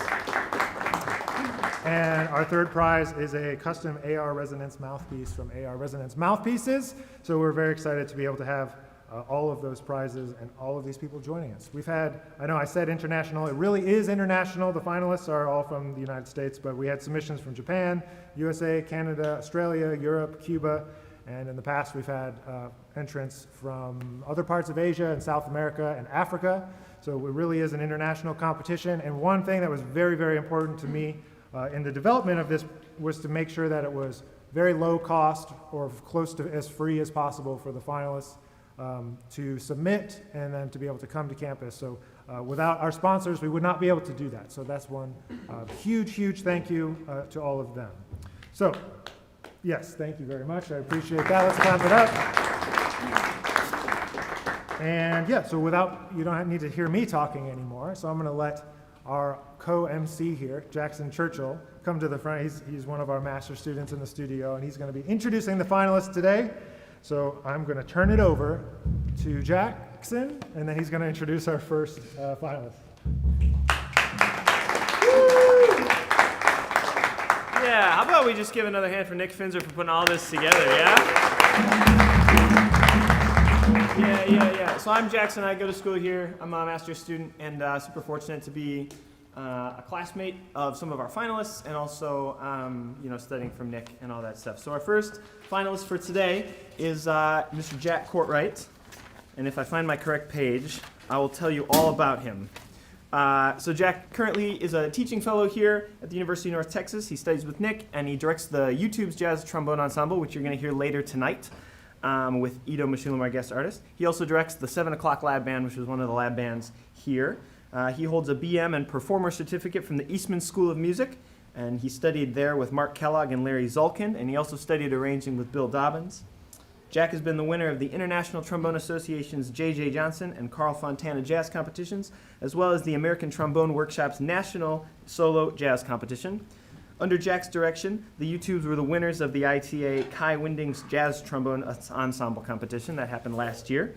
And as a recording artist, Jack has appeared on records with Charles Pillow, Space, Ben Britton, Tommy Gerhardt, The Saplings, the U-Tubes, and the 1 o'clock lab band. As a composer, his works for trombone ensemble have been performed at universities and festivals across the United States. Would you please help me welcome Jack Courtwright?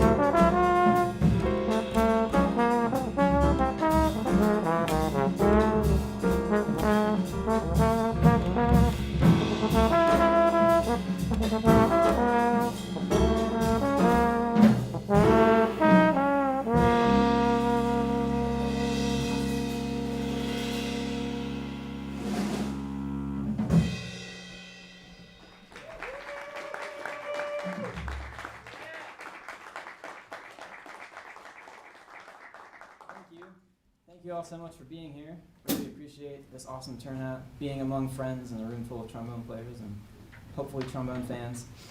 That, of course, was Upper Manhattan Medical Group by Billy Strayhorn, affectionately known in jazz circles as UMMG. I'd like to continue now my portion of the program with one of my favorite compositions by anyone of all time. This is Kenny Wheeler's Where Do We Go From Here?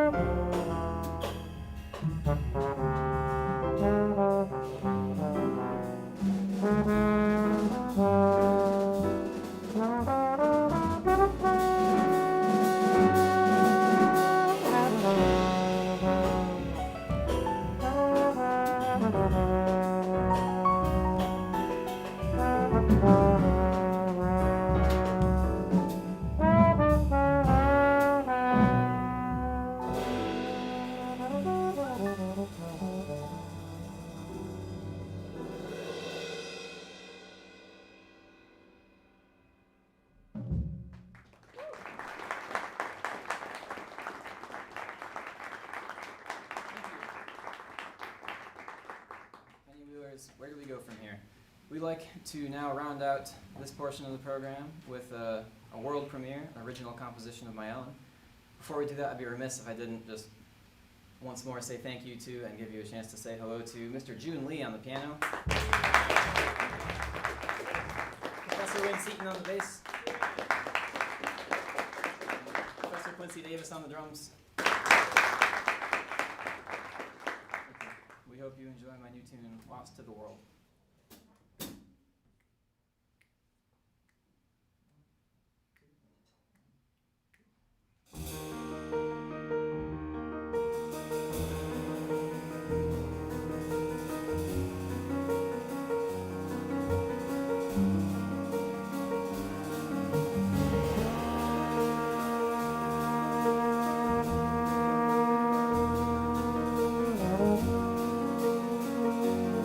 Thank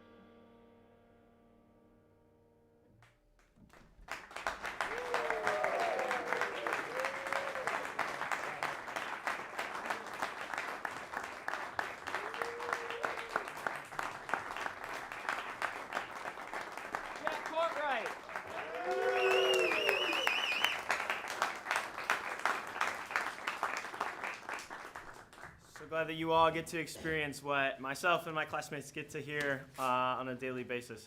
It's pretty neat. Happy to bring our next finalist up. If you follow Marshall Jilks on any social media, you've probably seen this guy featured in some things. I know that's where I originally found out about him. His name is Joseph Giordano, and he's originally from Albany, New York. He's a trombonist, composer, educator, and bandleader based in New York City. He's performed with key voices such as Stefan Harris, Frank Lacey, Bobby Sanabria, and at venues such as Smalls, Dizzy's, Clements Place, Brave Sound NYC, and the Newport Jazz Festival. Named a co-winner of the 2020 J.J. Johnson International Trombone Competition, he's focused on sharing his love of the instrument in an increasingly imaginative scene. His passion for composing is evident in the works he writes for his quartet, as well as his other projects. He finds joy in writing lyrics and sonically collaborating with up-and-coming peers to work through the challenges given to our generation. Giordano's journey of healing audiences through music is accompanied by his desire to explore the trombone's role in modern creative music. Named the Manhattan School of Music 2020 Presser Scholar for his work in pursuit of an undergraduate degree, Giordano now studies with Jason Jackson and Mark Carey, among others, at the Juilliard School. He's donated his time to educational initiatives in Albany, as well as fundraisers for Family Promise of the Capital Region, a not-for-profit dedicated to housing homeless families. He is motivated to educate and inspire the next generation of artists and humanitarians wherever they may be found. Would you please help me welcome Mr. Joseph Giorgiano.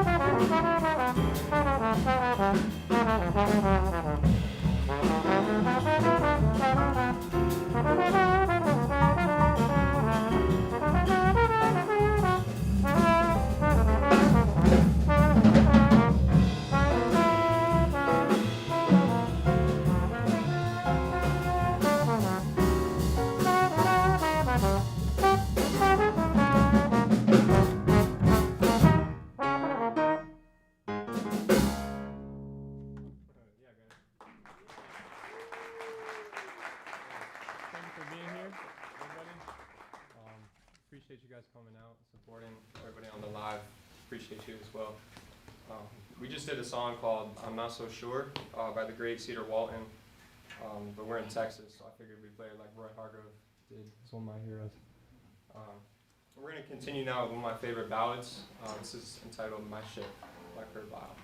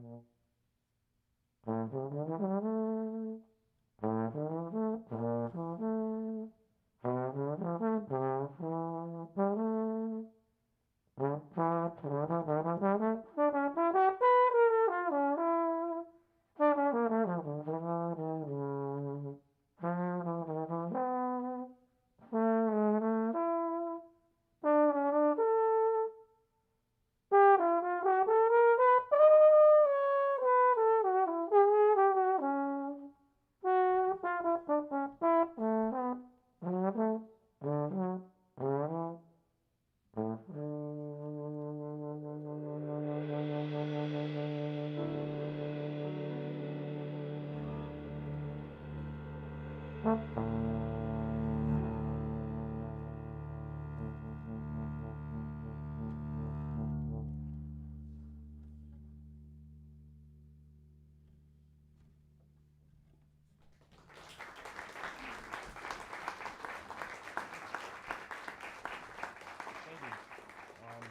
We're gonna finish up with another Roy tune because I love Roy Hargrove. It's my hero. This is Brian's Bounce.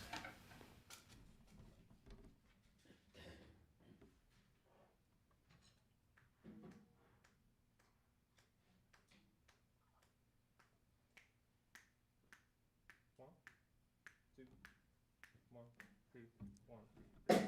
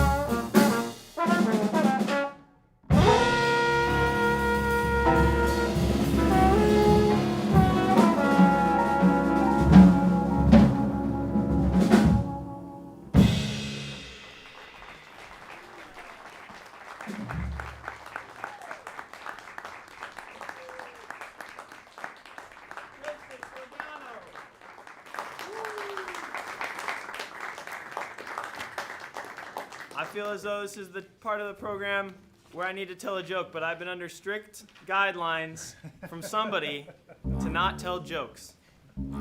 So I'm not going to tell one. Thank you. I feel like I need to I tried to tell a joke at a setting earlier in the year. Did not go over well. Much better than this, though. This went well less than that. So good thing that, yeah. Anyhow, we're going to move on to the next artist. And this is DJ Rice, another one of my classmates here at UNT.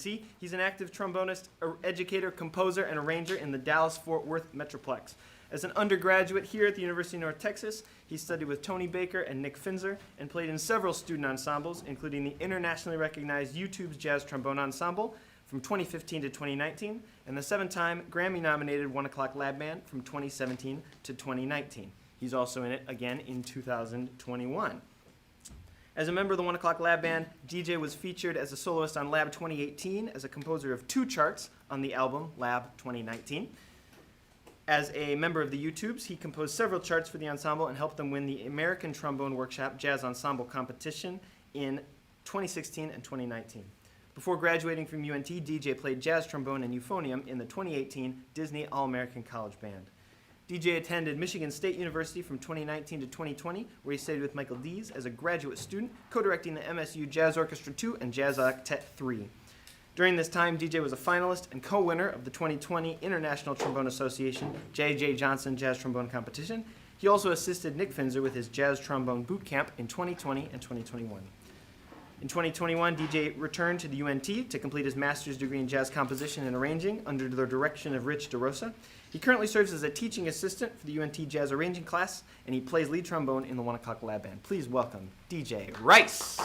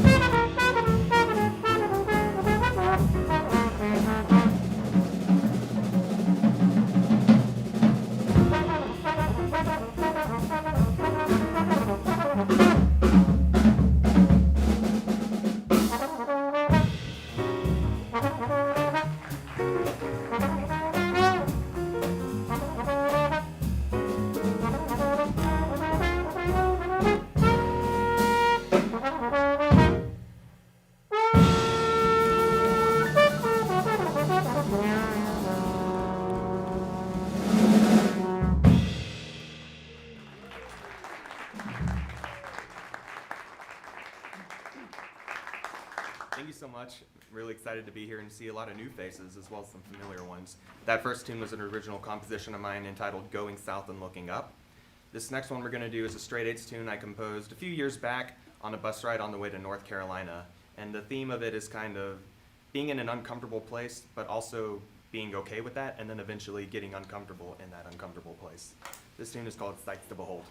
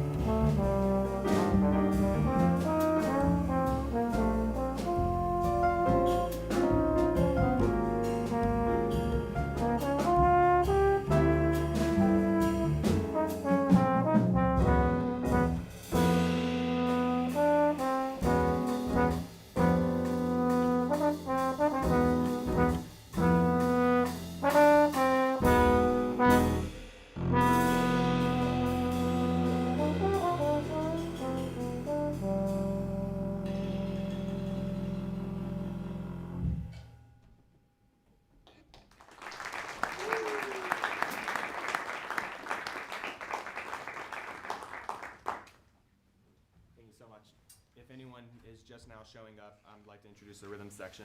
We've got June Lee on piano. Lindsay In on bass. Quincy Davis on drums. I'd like to thank you for sticking around. We've got one more tune. It's going to be another composition of mine. This is a tune I wrote probably 2 years ago or so. I wrote this tune after reading the first 10 pages of a new book that came out dedicated to Bob Berkmeyer. And after reading those 10 pages, I felt just really inspired, and I pulled an all-nighter coming up with this arrangement. And then I spent, not an all-nighter, making it way simpler. And I really like to play this tune. It's one of my favorites, and I hope you enjoy it. This is called Unlocked.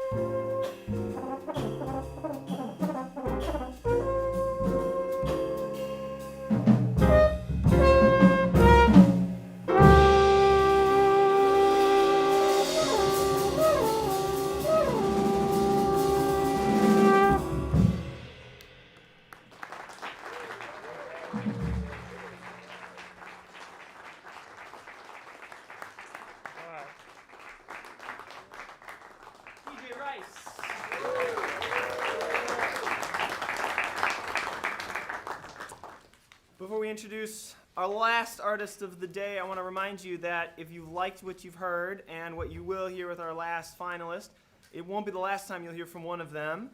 The winner will be featured tonight at the U-Tubes concert, which begins at 8 p.m. and is right back here. Doors open at 7:30, and we're going to feature the finalist winner of the competition on one of the tunes, along with our guest artist Ido Meshulam on a bunch of tunes. And speaking of Ido Meshulam, he's coming up next. 2:30 is his masterclass in this room as well. So without further ado, I'd like to introduce our final guest finalist, Sam Rowley. He's an American trombonist, bassist, and producer from Slidell, Louisiana. Growing up outside of New Orleans, he was exposed to jazz, blues, soul, funk, and hip-hop from a very young age, and his love of New Orleans brass bands led him to pick up the trombone around the age of 10. Sam went on to study jazz trombone at Georgia State University in Atlanta before moving to Boston to finish his undergraduate studies at Berklee College of Music in Boston, Massachusetts. During his time at Berklee, Sam studied with Dave Santoro, Bob Galoti, Tiger Okoshi, Ralph Peterson, Greg Hopkins, Hal Crook, and many others. Would you please welcome Sam Rowley?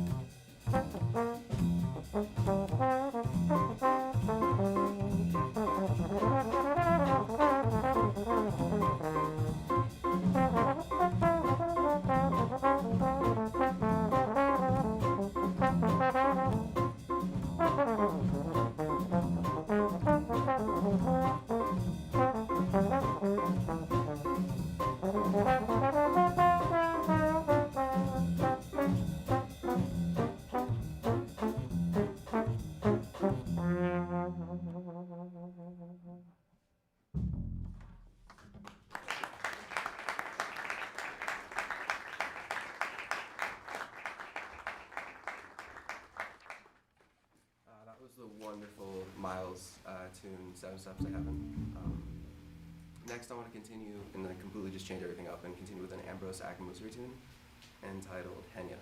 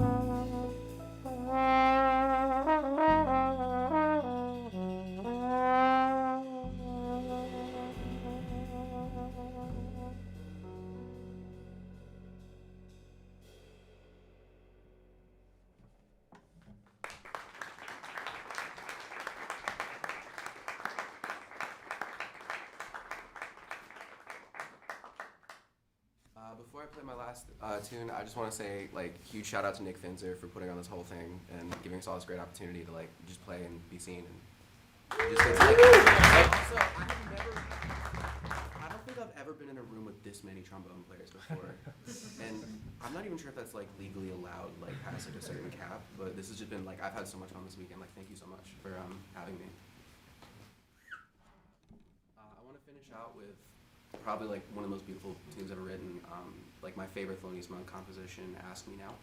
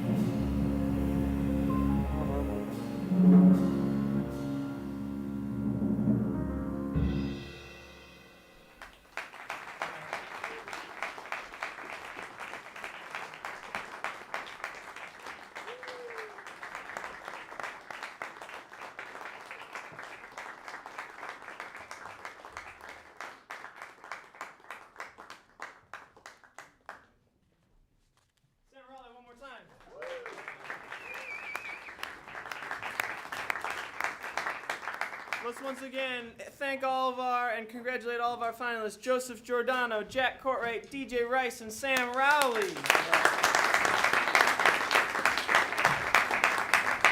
How about this rhythm section back here? June Lee, Professor Lynn Seaton, and Professor Quincy Davis.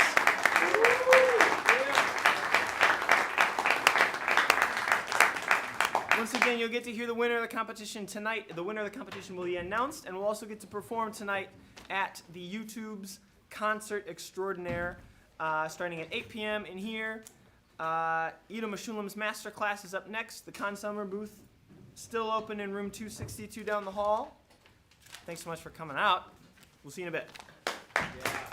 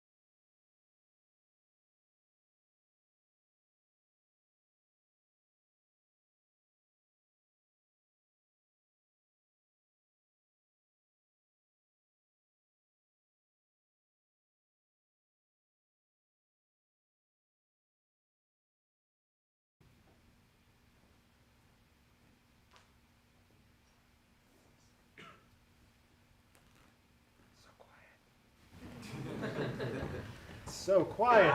Okay, here we go. Come over here. All right, so now the moment we've all been waiting for. I'm very, very excited to be able to introduce to you our guest artist for 2021. He mentioned last night that we think we met around 2014, I think. I think so, yeah. But it's the first time we've been able to bring him out to UNT. And this is Ido Meshulam. He was born and raised in Israel. Ido grew up in a musical family, began playing the soprano trombone at the young age of 3. In 2010, he received full tuition scholarship from Berklee College of Music, relocated to Boston, where he received his bachelor's degree in jazz performance. Between 2012 and 2014, he won 3 international jazz trombone competitions hosted by the International Trombone Association, the ATW. In 2014, he was one of only 7 musicians to be accepted into the Thelonious Monk Institute of Jazz, where he had the chance to study with and perform with artists like Herbie Hancock, Wayne Shorter, Jimmy Heath, Billy Childs, Chris Potter, and many others. If you haven't heard Billy Childs', I don't know if it's his last record, Rebirth, is that the one you're on? Yeah. Yeah, Ido takes a ridiculous solo on that album from Billy Childs. When I heard it, I was like, oh my God, who's that? And I was like, oh, that's got to be Ido. And I'm very excited that he's here with us to perform with the U-Tubes tonight, to share some knowledge with us this afternoon. He's going to be joined here by June Lee at the piano. Yeah. We've got August Bish at the bass. And again, we have Chris Teal back on the drums. And I'm going to turn it over to Ido. All right. How's everybody doing this afternoon? It's kind of a tough thing to follow these guys that just played. Man, they all sounded fantastic, and yeah. So I would like to take a moment and actually thank Nick for setting this whole thing up. I think it deserves a big round of applause for being audio and playing, all over the place. So, yeah, Nick, we definitely appreciate you putting this thing together. Cool. So what I was thinking, I did some brainstorming because Nick told me I need to do a masterclass. I was like, well, what am I gonna talk about?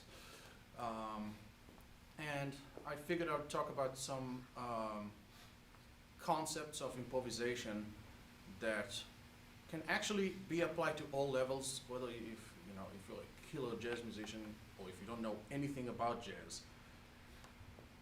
These are some things that you can think about. Don't worry, I'm not going to talk about modes and scales and that kind of stuff and theoretical stuff. Yeah, I'm not going to talk about that. But yeah, and if you have any questions, feel free to jump in and ask some questions. So, a lot of times I sometimes I teach high school students, and a lot of them are in the taking their first steps into the world of jazz improvisation, and they have no idea what to do. They don't know left and right, and it sounds like chaos. So the way I put it to them is, well, the first music that ever existed, the first instrument was a drum. And what we're doing to this day is enhancing rhythms. Basically what we're doing is playing rhythms with some notes on top of them. So what I always like to get going first is pocket. Time and pocket. So I have them do this thing on one note, which is also a great exercise to just shed your time feel and just come up with some random rhythms on one note. So we're going to be playing Ergen, and I'm going to demonstrate all these things as we go along. So I'm just going to play one note. I'm going to use an F and just see what I can come up with that. And then we'll take it from there. Okay. 1, 2, 1, 2.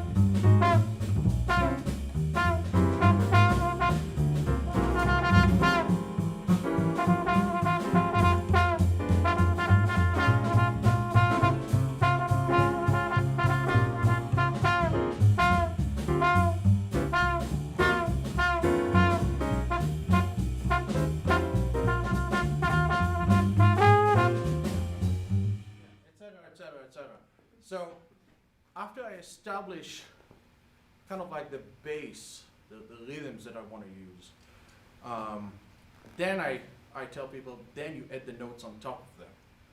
A lot of time everything is, and I'm not worried about the changes. Yeah, I know that F doesn't work on everything all the way through, but that's fine. Got to get the pocket first, got to get the time first before we go into some stuff. And then, kind of skipping a lot forward, you know, after the learning changes and all that kind of stuff, you can use that tool in the box to come up with some ideas for rhythmic motivic development, which, by the way, I heard with pretty much all the finalists today. They were all doing some of that. So this is actually pretty awesome. So what I'm going to do now is I'm going to take a solo on that, and I'm going to pay attention to what I play rhythmically and try to segue off of that. I'm going to hold off with my lines, line playing. Line just means like bebop language stuff, as much as possible. I'm going to see how long I can play without playing any lines, and how we can kind of like cook it together before I get to playing some bebop stuff. So yeah. Let's take it again, okay. 1, 2, 1,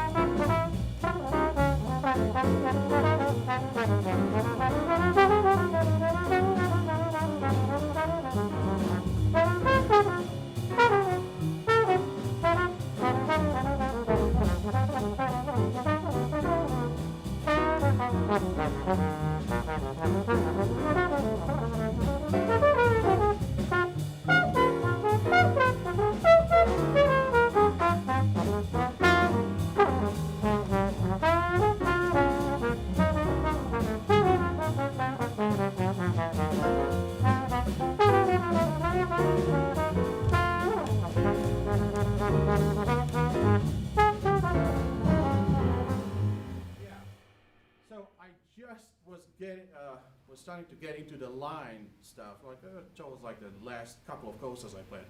But before that, all of that was pretty much rhythmic stuff. Just thinking, putting notes on the right rhythms. Trying to think more like a drummer, really. And then the other thing I kind of like shed when I'm practicing this kind of stuff. Because of course this by itself is a good start, but then you want to be getting into, playing for 5, 10, 15 minute solos, really stretching out. And sometimes you see these guys, especially Sonny Rollins himself, playing 15, 20 minute solos, and it's like, how the hell is he doing that? Like, how does he keep going on and on and on? He's not even getting tired of himself. So, and my teacher at Berkeley, Hal Crook, used to talk a lot about contrasting elements. If you take different aspects of playing, such as like dynamics, so notes per different amount of time, density, basically. Just with those two, you can go wild. I'm not even talking about using notes versus not using notes, or playing free on form, or all of that kind of stuff. I'm just talking about density and energy. So what I'm going to do now is I'm going to play 4 courses.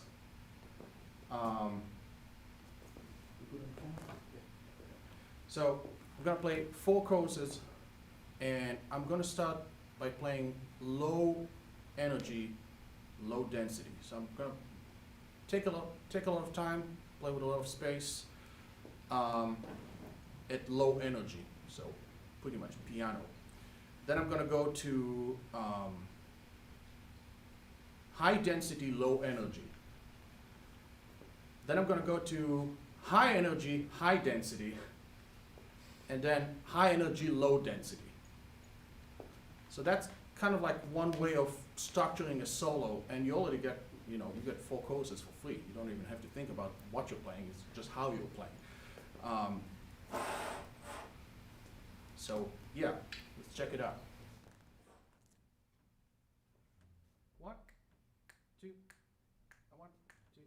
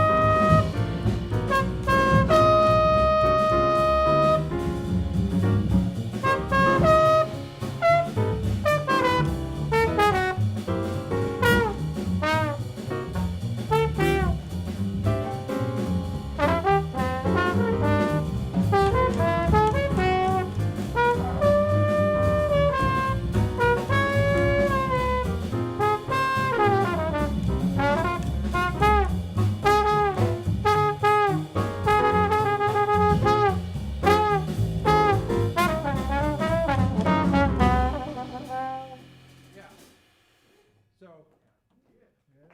kind of went low, low, low, high, high, high, high, low. Great name for a tune, right? So, and you can apply that to pretty much anything. Because at the very end, it's all about balance. It's how do you keep the listener interested in what you're doing? We fight for attention as jazz musicians anyway, so it's not already. So that's another thing that we can use in our advantage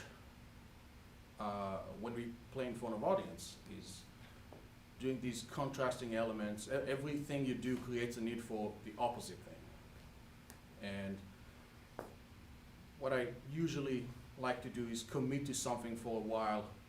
Then when it kind of gets, when I had enough of it in my ear, I just move from that onward, and usually all the way across to the other side. So if I just played a bunch of changes, or like bebop language, I'm going to contrast that with some rhythmic stuff, or even just outplaying, depending on which rhythm section I'm playing with, if we can actually take that turn and ride it to the dark side. And so these are kind of like things that I like to think about when I'm playing either with a band or by myself.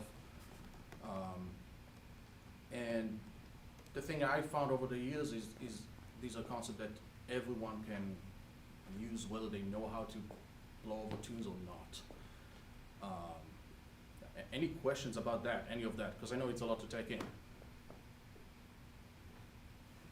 Yeah, I love that. I have a question, and I've asked, we've talked about it, like me and Jack before, because he's won a lot of competitions. But Yeah. as somebody who has also won like a lot of competitions, how do you apply this mindset to a recording session where you're the person playing the melody, the outro melody, and the solo?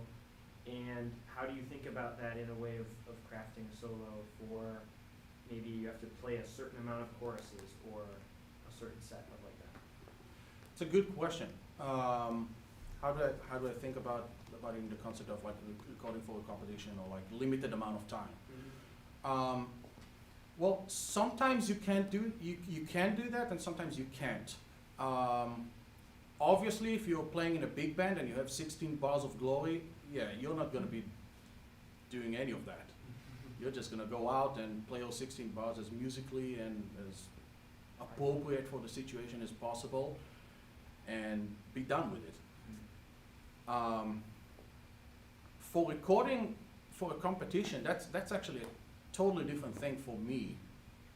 I just try to make it as clear as possible as far as like what I'm, like, you know, the tunes I'm playing, the arrangements, that's a big one.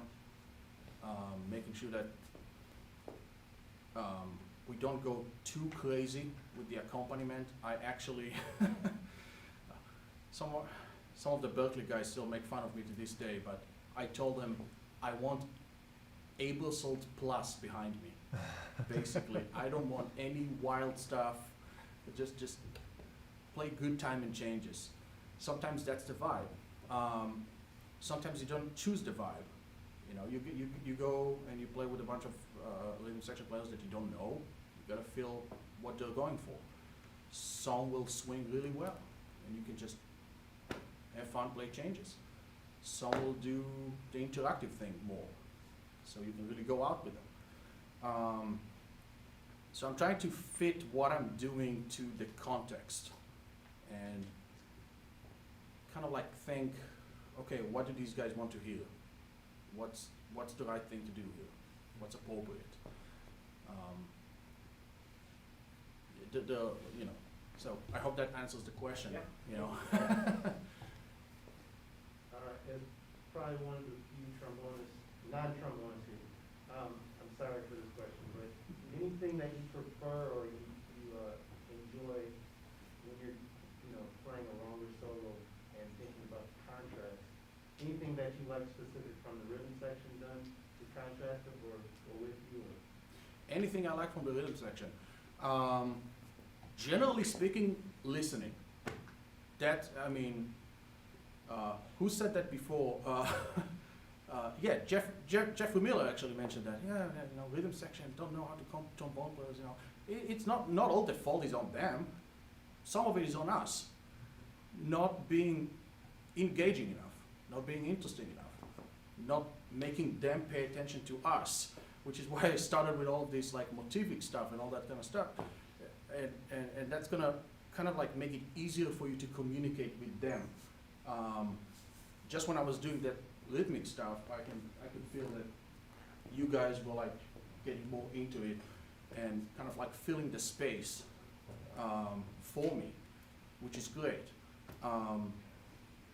And so just like that's usually the only thing I would want from the rhythm section is just to listen, to pay attention, and then good things will happen.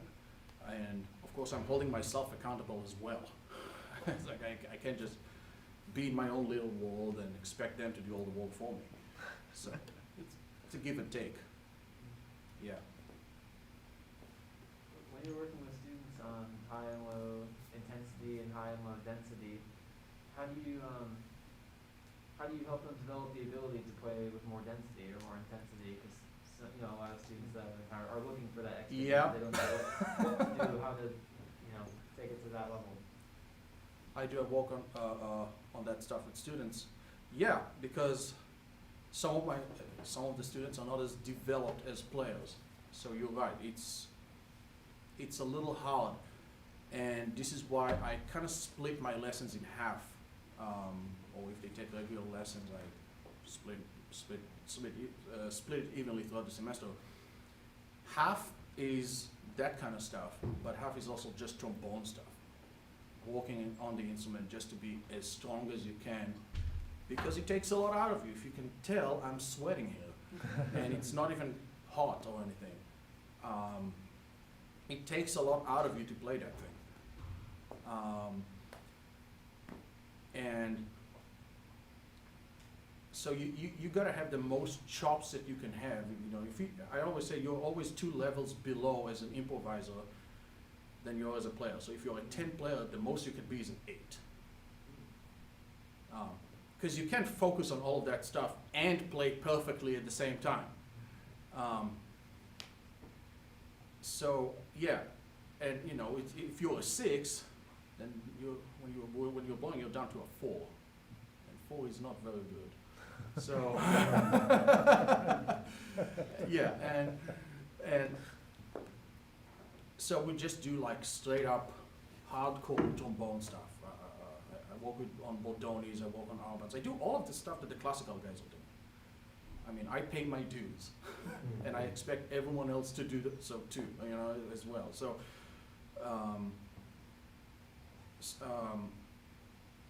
the stuff that really makes you a player. You've got to be a player before you can be a jazz player, you know. So, and on trombone, unfortunately, some other instruments you can take shortcuts. On trumpet, maybe, sometimes, not on this thing. You're not going to be taking any shortcuts here. You got to do your Bordonis, you got to do your Arbans, and you got to play your long tones, your daily routine. I have a daily routine that I kind of like do just to keep myself in shape.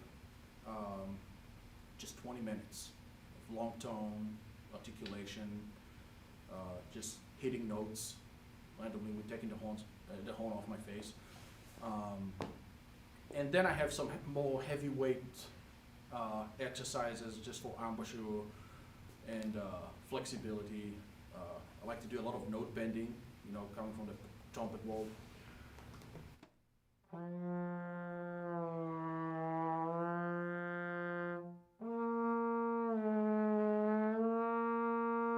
Just to get everything nice and centered. So I really try to split my time between these two things. And the other thing, we're playing jazz, and jazz is a language. And just like any language, you gotta listen to a lot of it to get some of it. And so the question that every student that I ask every student that comes to me is, who do you listen to? Who do you check out? And they usually say like 5 names and that's it. It's like, okay, that's not good. Here's a list of trombone players going from all the way from the late 1800s to today. It's like 40, 50 names. Check all of them out. Even the ones you hate, especially the ones you hate. Yeah, that way you know what not to do. So, but yeah, and I try to listen to as many players as possible. It's, I think Jeff mentioned that, Jeffrey Miller mentioned that in his masterclass briefly, but for me, I call it active practicing and passive practicing. Active practicing is everything I do on this thing. Passive practicing is listening to music, but just listening to music, not putting on my headphones and doing the dishes or cooking food. None of that. I sit down and I listen to music, and I'm paying attention to the small details. And sometimes I would hear something and a record or something. Just one solo, one fragment of a solo. It's like, what is he doing here? Again. I can hear that like 20, 30 times over, like until I can get it into my head. So there's that, and then I do some bizarre ear training. And by bizarre ear training, I mean I go and I sit at the piano, and I just throw my students like curveballs. Like I just play a chord, and I say, okay, play over that. You don't know what it is. Just play it. Like give me anything now.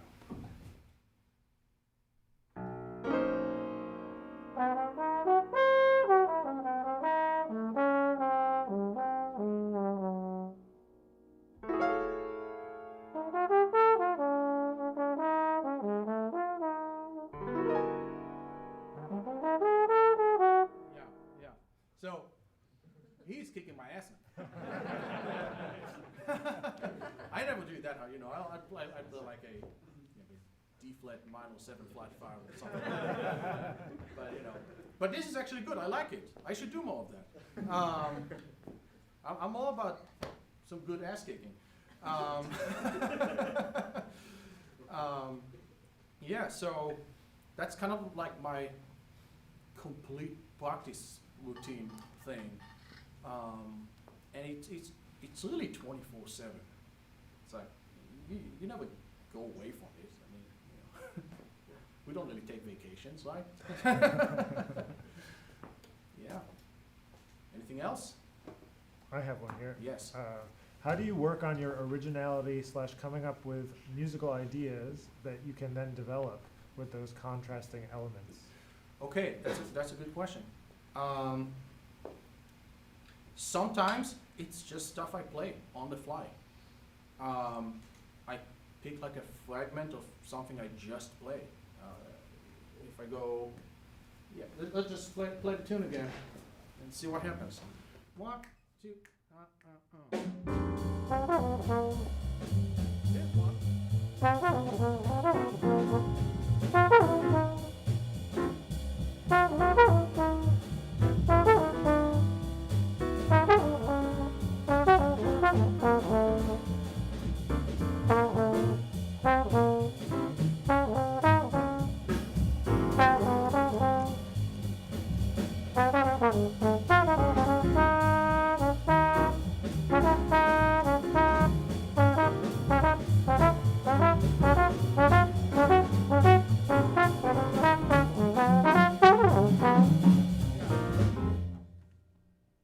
I just started something and I kind of segued with it.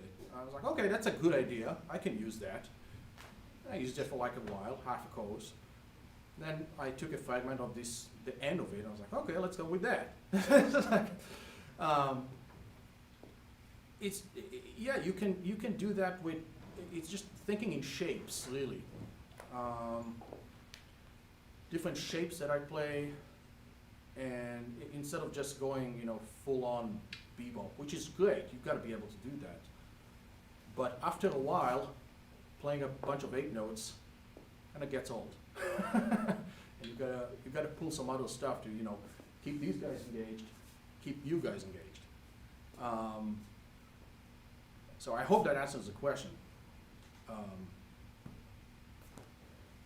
I think so. I think I'm going to follow up with Yeah. another question that's related to this question. So a lot of times I find with students that we can say, like, use the idea, develop the idea, Yeah. but what have you done to become comfortable with the idea of allowing for the space and allowing for that idea to develop before moving on? Because I feel like sometimes people just move on too fast. Yeah, And they just, absolutely. too many things. What do you think? Absolutely. And that's absolutely right. And they move too fast one thing. So what I would do is, as they're playing, I would say, use that. No, don't go away from that. Go back to it. It's like, it's kind of like every other experiment, you need to have a controlled environment. So I try to have that in my more jazz-focused lessons. And yeah, as they're playing, I would just say, no, you moved too soon for me. You're not done with that idea yet. It's like, but yeah, it takes a lot of time and a lot of shedding to start hearing things that way. But at the end of the day, it's all about listening. There's no like theoretical knowledge here. There's no, I'm not thinking scales or modes or, oh boy, here's a minor 7 flat 5 chord again. So what am I gonna do? It's just rhythmic shapes and a lot of it actually comes from the Hal Cook method. You kind of like play a fragment and then you repeat it and then you just move it, you just displace it, and then you stretch it, and then you start playing with it. So sometimes I would put like a beat, so if I just give me a swing beat, yeah. So I repeat it. Hopefully. Get it in my head. Displace it.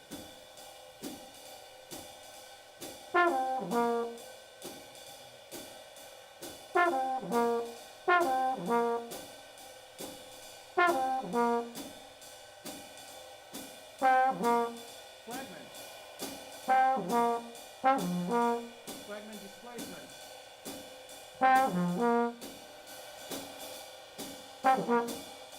Yeah.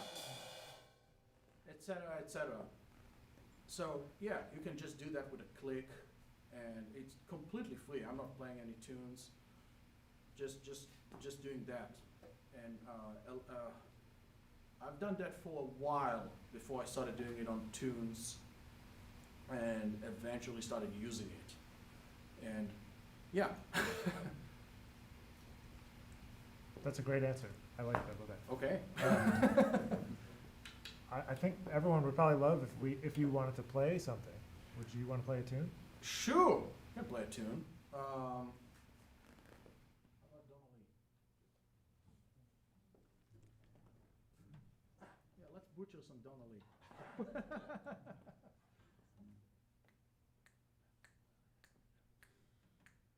1, 2. I want to.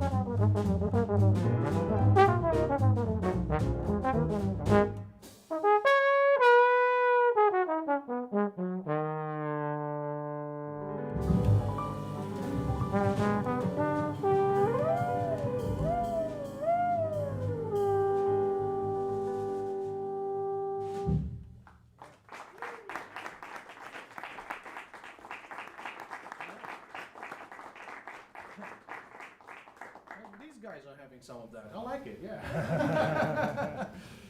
Yeah, so, I mean, if you got a bunch of rhythm section players you can get together with and just have fun by doing that, it's like, oh, everybody wins. Yeah. Cool, so, I have a question here. Yes. Is that cool? Brian asks, have you ever played in New York? And if so, what would you say are the differences between New York and LA scene, especially jazz-wise? woo! Straight in. Wow, okay. What are the differences between New York and LA scene-wise? I haven't really played in New York. I haven't really spent any time there. I spent one weekend and I played one gig at a very remote club with no audience. There was literally nobody there. So I can't really say too much about the New York scene. LA is very interesting because you kind of fall into place and it changes from your depending on your skill set and the things you do better or worse. Not everyone is going for, being a studio musician or, sitting in the studios all day recording movies. A lot of other people just play live gigs. There's of course a whole bunch of other stuff that is not even jazz that we have to do to make a living. Musicals, weddings, corporate events. So, but yeah, I mean the scene is interesting because sometimes there's overlap between different musicians. You see a lot of, you can spend a week seeing the same faces and then you can spend a week seeing completely new faces all around you. And everything is kind of, everything today is chaotic. There's no, but anything you can, it's a big city and anyone that lives in a big city, whatever they want to do, they can do it. If you want to play avant-garde, sure, you can find avant-garde scene in LA. In fact, I played a gig, what was it, a month ago, a couple of weeks ago, and I played 2 sets of completely free music. Just got together 4 musicians. The club's owner, he's a big jazz fan, and he grabbed us aside and he said, "Can you guys play free tonight? Like completely free. I don't want any music written. I just want to see what you can come up with."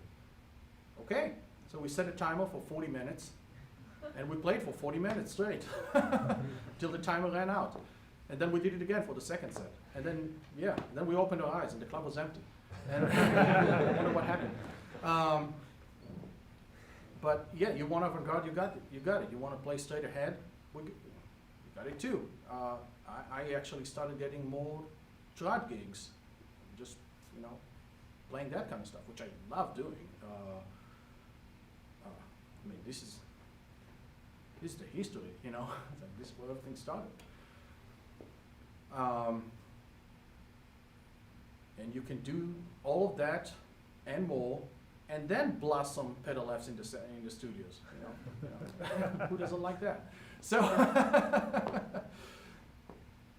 yeah. So but really, every big city you go to, you're gonna have a chance to do whatever it is you want. So whether it's New York or LA or anything in between. Other questions? Folks here? Yeah. Good question.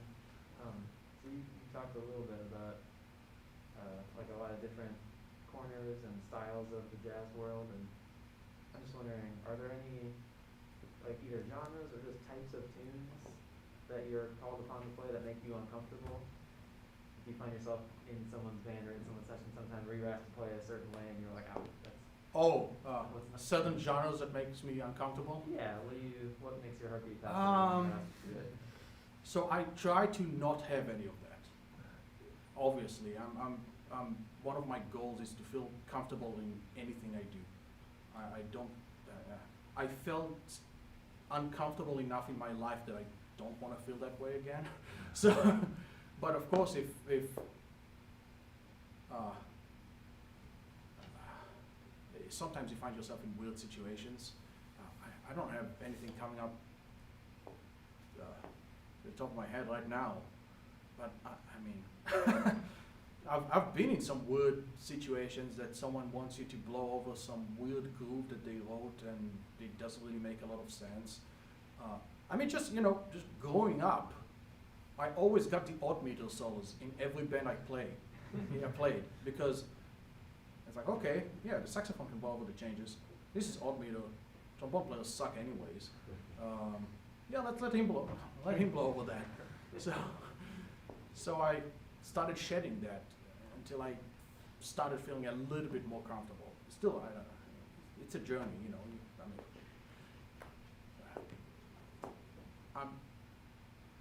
Yeah, so I don't think of any weird genres. Luckily, I don't do a lot of that weird stuff.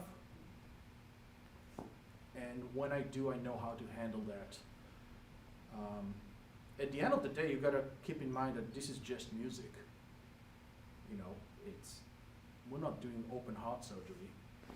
It's not complicated, it's just music. It's just pay attention to what's going on around you and lock onto that. If you lock onto that, you're probably going to be okay, stylistically wise.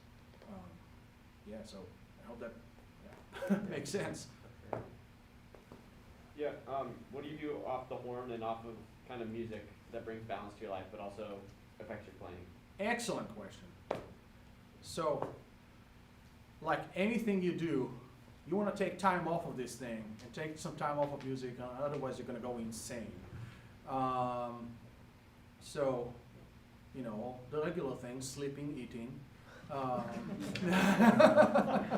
the usual suspects, and just reading a bunch of stuff here and there, doing some maintenance work on my car, you know, just trying to have a couple of little hobbies that I can just do and not worry about it.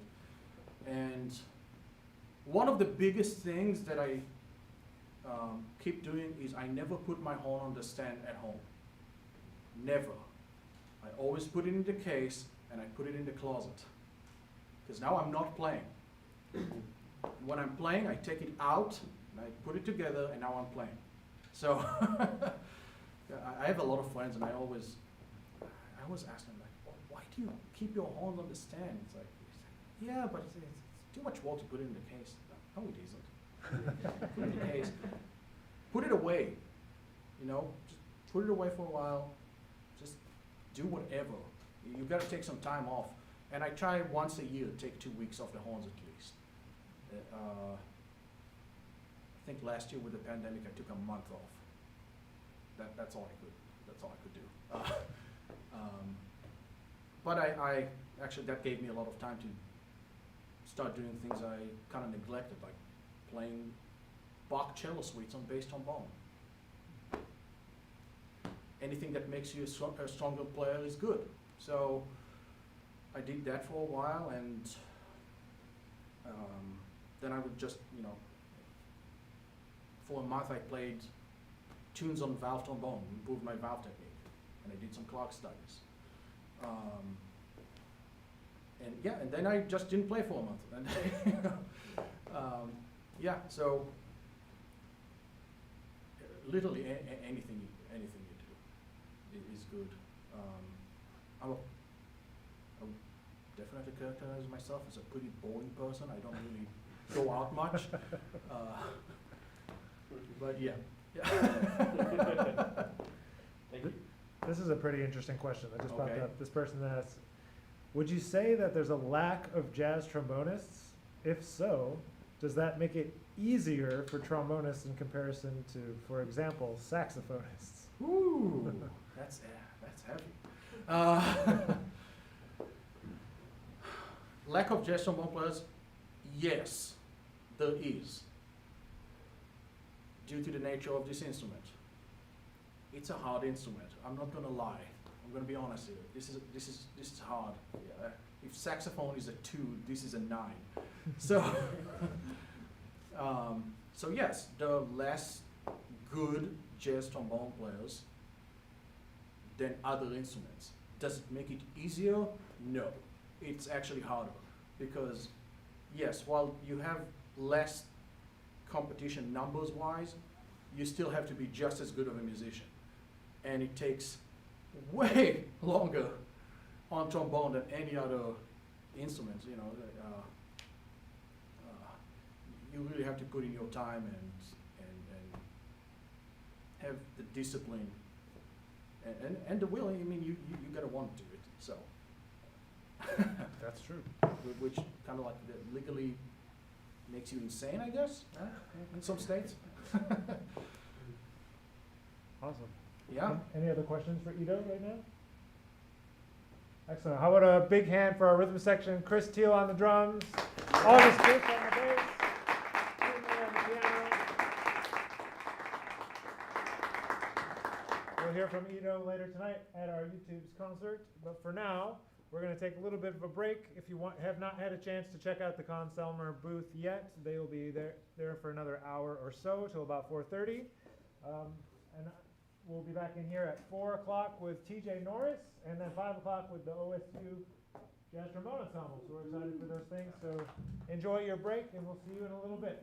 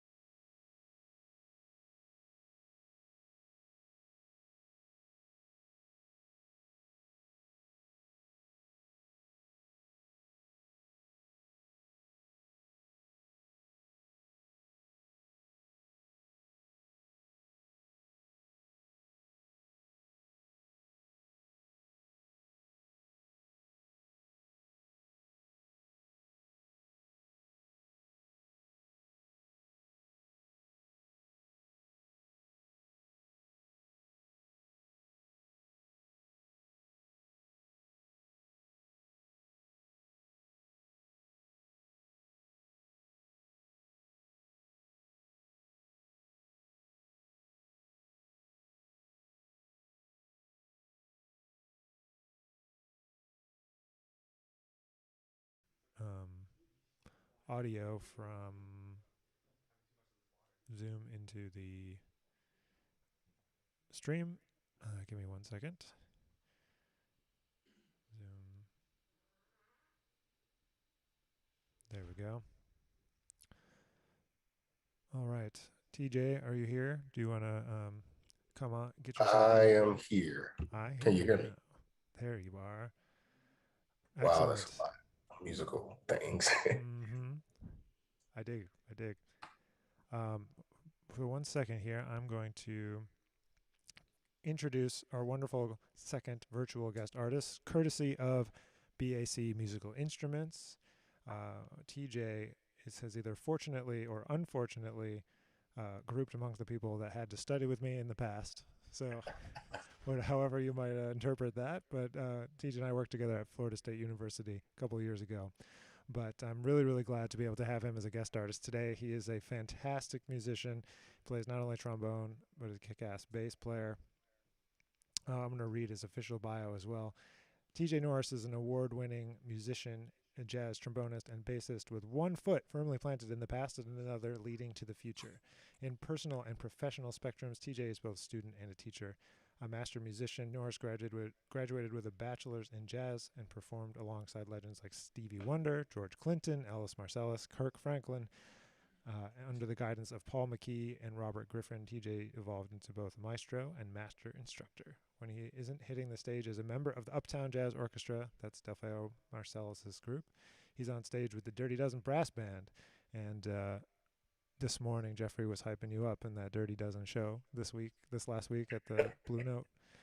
TJ understands the ebb and flow of progress and knows that in order to influence the conversation, you must continue your education. So, TJ, we're so glad to have you here today, and we can't wait to pick your brain, hear what you're up to, and just chat and hang out. So thanks for All coming. right, cool. Do you have any interest in doing any playing during this session, or you just want to chat?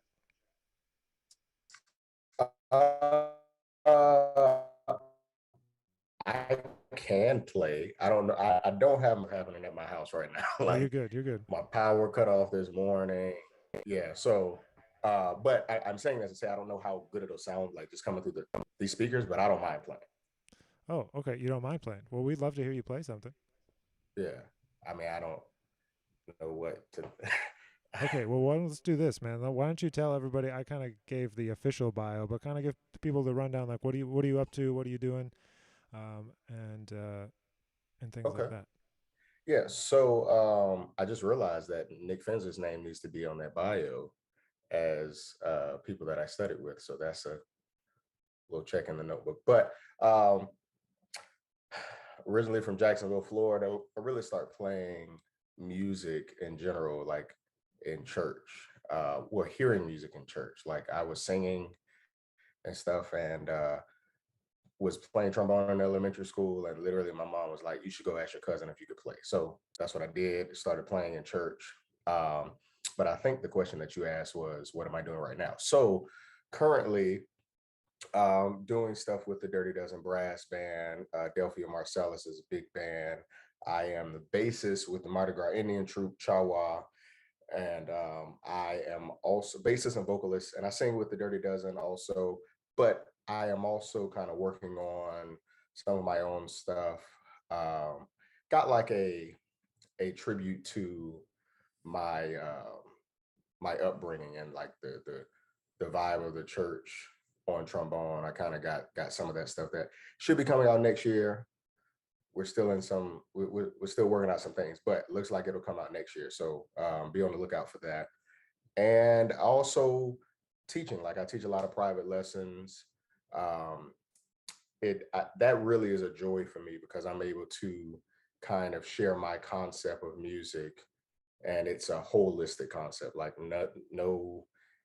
like I make people who say they can't sing, we're gonna sing anyway. I don't care how bad you think you sound. It's a holistic concept, and I really enjoy that. And I also enjoy like figuring out new ways to teach, because I also realize that every student is not the same. And I mean, I say also realize that. I realized that when I was when I was a student, like, oh man, that doesn't work for me. I figure out a way to do that because working on it this way, I know Nick and I would talk a lot about articulation, and that was the thing. Like I was like, that doesn't work for me. I don't know how to do that. You know what I'm saying? But I truly, truly, truly, truly love figuring out new ways to help out students and my colleagues. Like, I mean, I'm like a music geek. Like I really, really enjoy it and talking about it and figuring out different ways to get points across. Yeah, that's amazing. So tell us a little bit about your decision to move to New Orleans, because a lot of people go to school for jazz and then they're like, oh, I'm going to go to New York, I'm going to go to LA. And I know a lot of your collaborators from FSU and from Florida end up in New Orleans, but tell us a little bit about that. So I planned on moving to like Atlanta, trying to get into like just the scene of playing really. Like that was my thing. Like I was in Tallahassee and I played a lot of trombone, but I also played a lot of bass, and more people knew me as a bassist who could play trombone instead of a trombonist who could play bass, or just like a multi-instrumentalist. And I didn't want that. So I was looking at moving to Atlanta, man. And then I remembered the experience I had in New Orleans in undergrad. I went and with Florida A&M, our jazz ensemble, we came here to New Orleans and played for something. But really it was like, I'll never forget jumping up on stage because I heard some bassist, they called a tune and he was like, he rolled his eyes like, oh, I don't want to play that. And I yelled out, let me play it. He said, cool. And took his bass off and handed it to me. And I said, in nowhere else in the world do I feel like that would have happened. And so when I was thinking about where to move, I was like, oh man, this really felt like home, and not like home, like somewhere that I've been before, but like a place where I would be comfortable. And man, it's worked out, not just like career wise, but I really have found a sense of community here where people care about your whole, like everything in regards to music for you. You know what I'm saying? Not just if you're playing on my gig this week, but they really, really, really care. Not, and let me say, I'm not saying that that's not everywhere, but this was one of the first places that I experienced it on a huge level. Yeah, well, I'll verify that it's not like that in other places. So tell us the story. How did you get into the Dirty Dozen brass band, man? I know it's a big gig.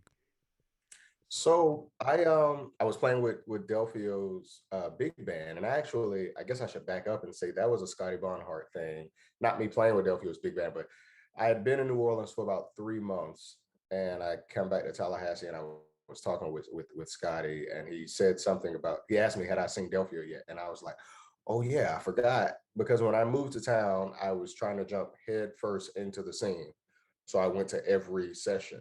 And Delphio at Snug was not necessarily a session. So I was just trying to get out so that cats could see me play. But when I went there, they had me sit in and blah, blah, blah, blah, blah. But to the original question,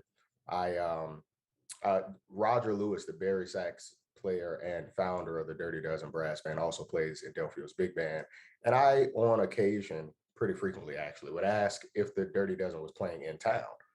And it was just because I wanted to see them. I actually was not thinking at all about me ever playing a gig with them. I just wanted to see them because I'd known who they were, and they don't usually play in town. And eventually they were playing. He said, hey, we're playing this show at DBA. You should come. I said, cool. And when I pulled up, they were getting off stage. I assumed it was a late show because it was during Jazz Fest week here, but they played the early set. After that, I would say about a month later, Roger approached me during a set break at Snug Harbor with Delphio's big band and said, hey, we're kind of thinking about adding trombone. And I said, that would be nice. I like that. And he said, no, I'm saying like, we're thinking about adding you. How would you feel? And I was like, oh, of course, I would love to. And to be honest, I didn't hear anything about it for like another month. And I was like, okay, well, that happens. And then one day I got a call from Roger, said, I need your email. Management is going to be calling you. And I mean, as soon as we got off the phone, I got a call from management. And bam, I mean, it was kind of off. It was really hitting the ground running because they had just finished the week at the Blue Note and we're just about to go to Asia for a Blue Note run for the Blue Notes in Asia. So I mean, we hit the ground running, and they did not give me a set list. They just told me to listen to all the records. So I got on the first gig and heard the rhythm section come in. I was like, okay, this is the song we're playing. All right. Like no one told me anything. But I love those guys. It really has been a blessing to be with them. People who've been consistently touring for 44 years. There are a lot of stories there. There are a lot of ways. They've dealt with a lot of. I mean, you know, you have friends for 40 something years. You're going to get into it, but these guys had to get into it and then go on stage. Like there was no, I'll talk to you tomorrow, and then I'll see you on the tour bus after we get off stage. You know, so if nothing else that I've learned from the Dirty Dozen, I know you didn't ask this, but this is like what I always think about with them is how to have longevity in the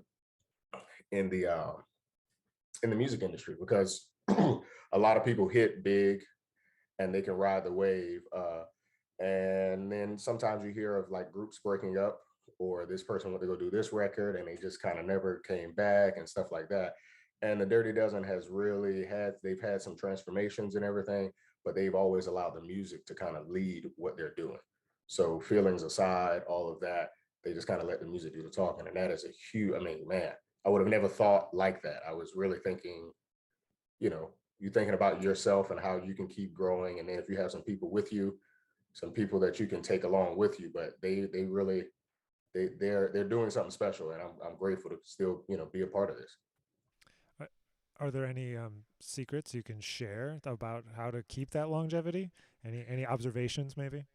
Yeah, I will actually say like one of the things that I found out was they don't say no to any song. Like if you join the band and you bring some music, let's play it. They don't shoot it down. And then even if it's not like if it's not there, if it's not ready, if it isn't up to par, all right, we'll workshop it. Let's work it out. Let's see if it works. Like they actually put in some effort. And there have definitely been times where guys have brought in songs and we've worked on them for about 2 or 3 weeks and just realized, oh, this doesn't work. That's cool. But what I'll say is that if nothing else, we've also learned how to work together and be creative. And I commend them because they're 20, 30 years my elders, and they are also finding ways to work with someone who was not born when they were, you know what I'm saying, when these guys were out and had kids. So I commend them also, like, you know what I'm saying? Sometimes you meet people who like, I've been doing this, I know what I'm doing. You know, they ask me my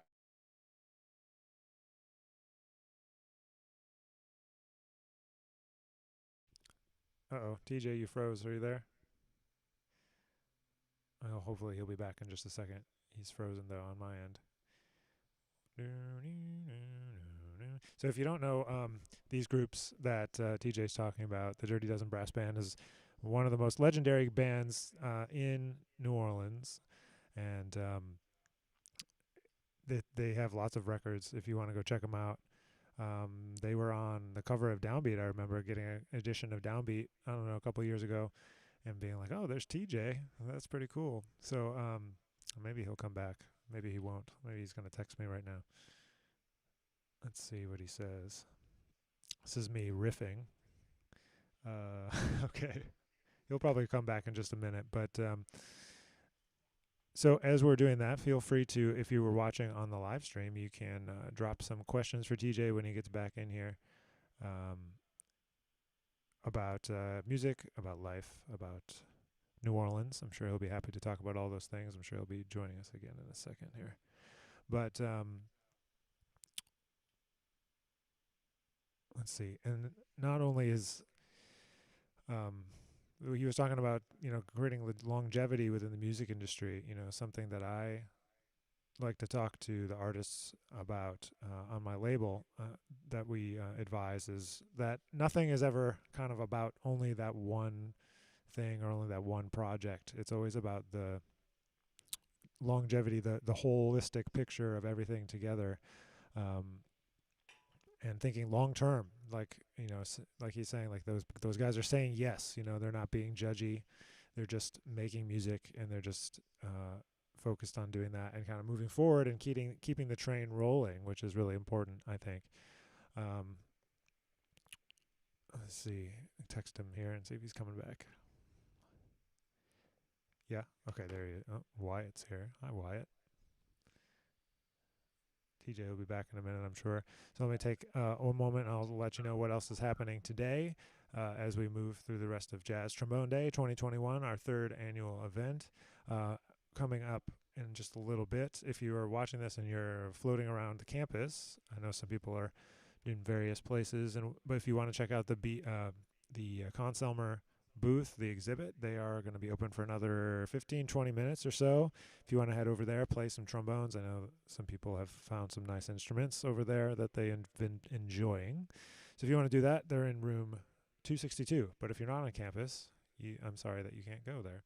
But for the rest of the day at 5 p.m. Central, we're going to have the Oklahoma State University Jazz Trombone Ensemble.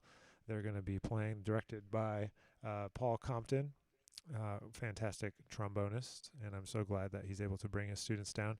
He hosted me up there a couple years ago, and it's always great to see him and great to hear his students because he's an amazing pedagogue of the trombone. He gets those guys ripping, so we can't wait to hear them. And that's at 5 o'clock. And then at 6 o'clock, we're going to go ahead and take a little bit of a break for dinner and get set up for the concert. And tonight you're going to hear our UNT U-Tubes. The U-Tubes are led by Jack Courtwright, who you heard earlier. And I see TJ is back. As soon as he gets back online with his video, we'll continue our conversation. But Jack Courtwright is going to be leading the U-Tubes, and you're going to hear from Ido again, Ido Meshulam, even more trombone playing than you heard before. And you're going to play a tune together.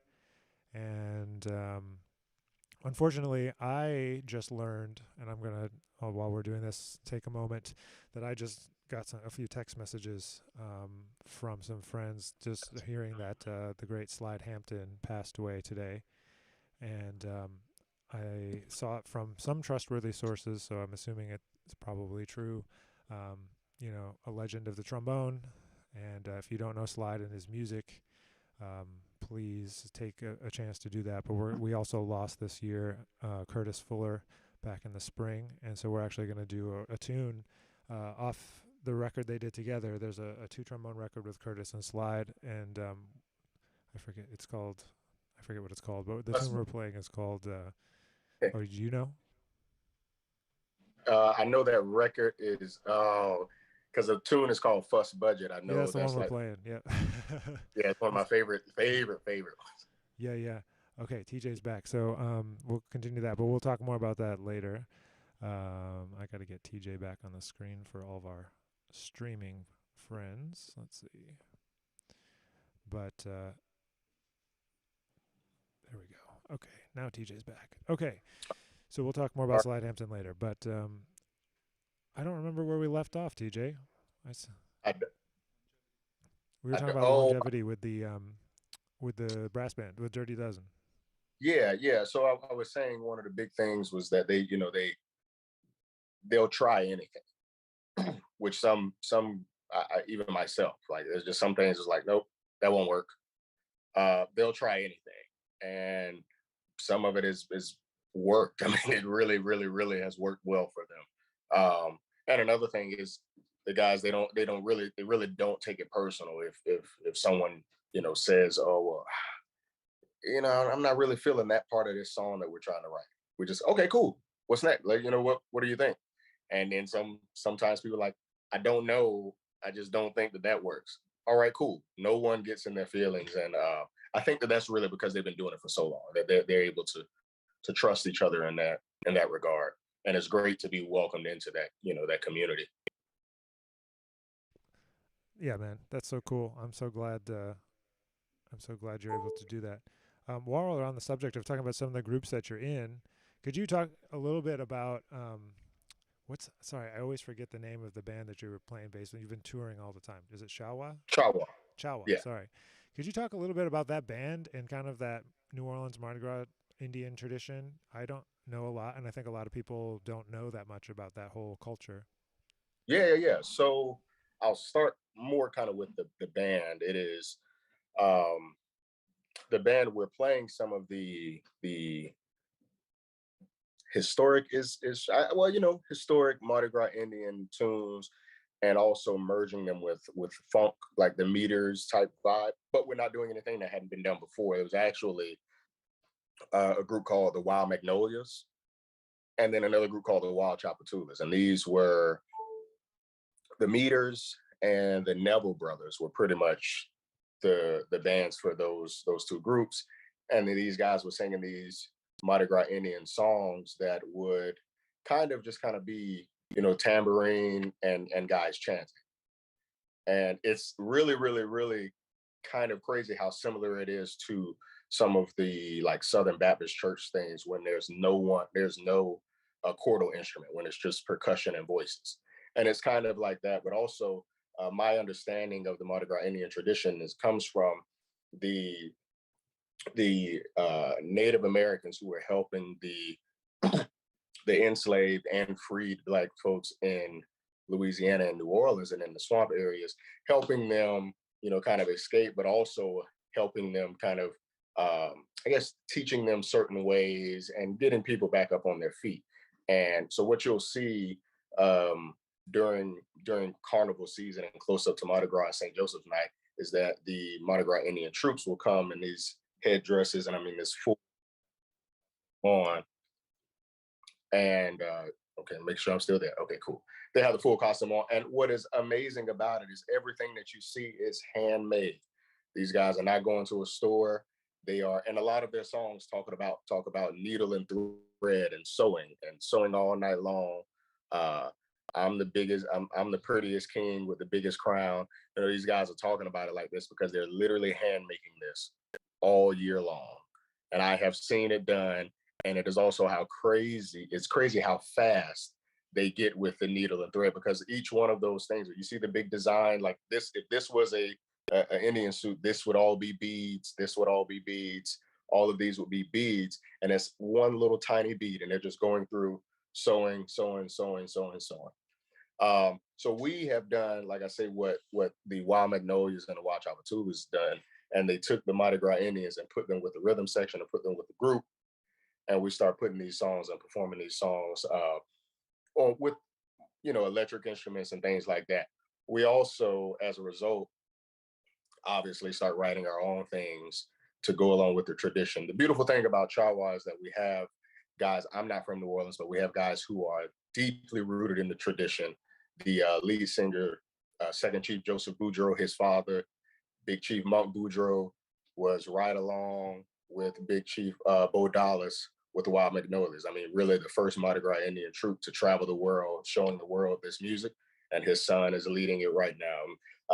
It is actually pretty crazy also how deep this the tradition goes, because we also have a trumpet player who I can't remember the name of the crew that he is a part of, but our trumpet player is also in something that it's along the lines of the Mardi Gras Indian tradition. And it kind of branches out. It really is amazing and beautiful. And it's also beautiful that these guys share their music, and the music is great. It really is at a high level. Even when if you walk down the street and you see some Indians, you're gonna have a great time. You might as well just sit there and wait.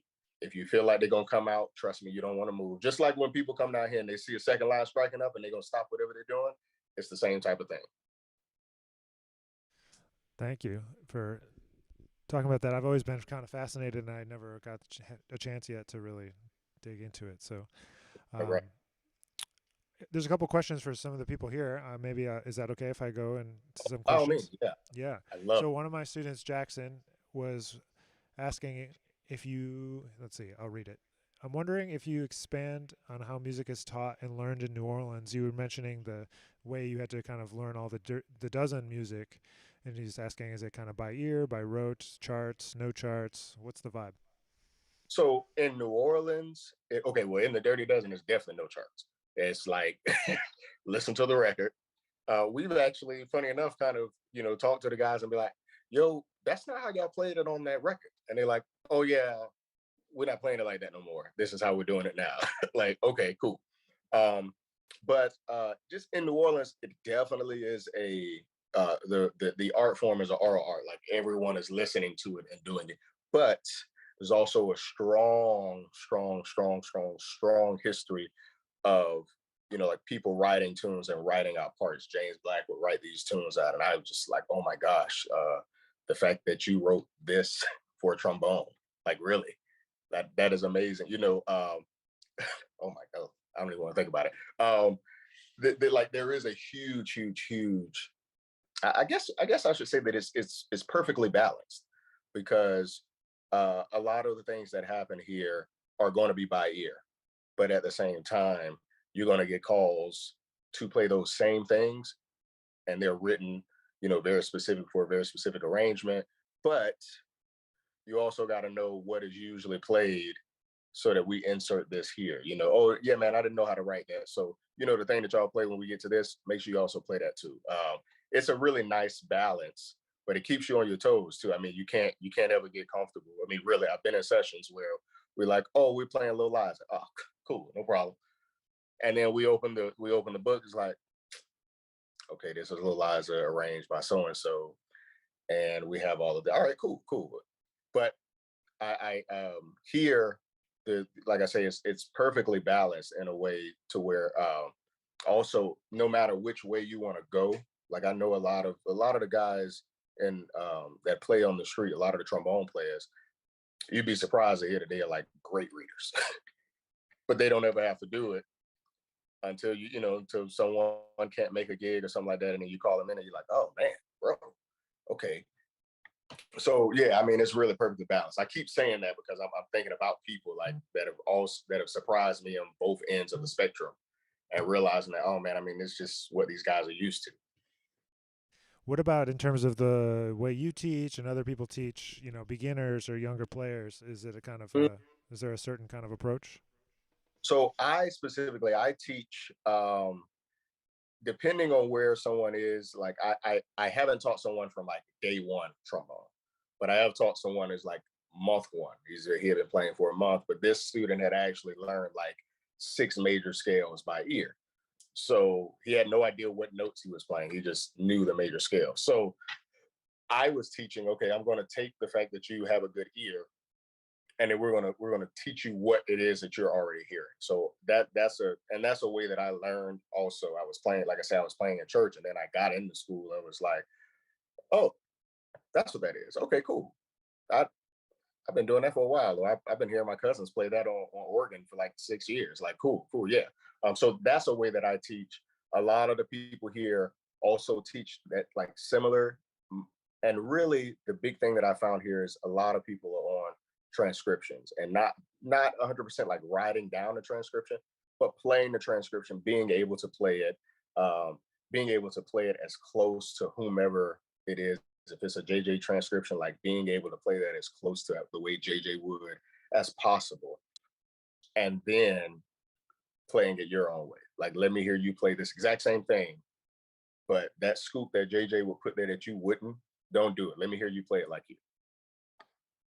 Yeah, I mean, I've seen a couple of guys do that at NOCA, and it was very intriguing. It made me like check myself. Like, I don't know if I can do that. Like, that's hard. At one point you could. I remember. I remember. I have another question here. What records or artists do you find yourself coming back to over and over again, or your desert island records? Oh, all right. So if I'm thinking trombonist, I find myself, obviously I'm listening to JJ, Wycliffe Gordon. Oh my gosh, his name just escaped me.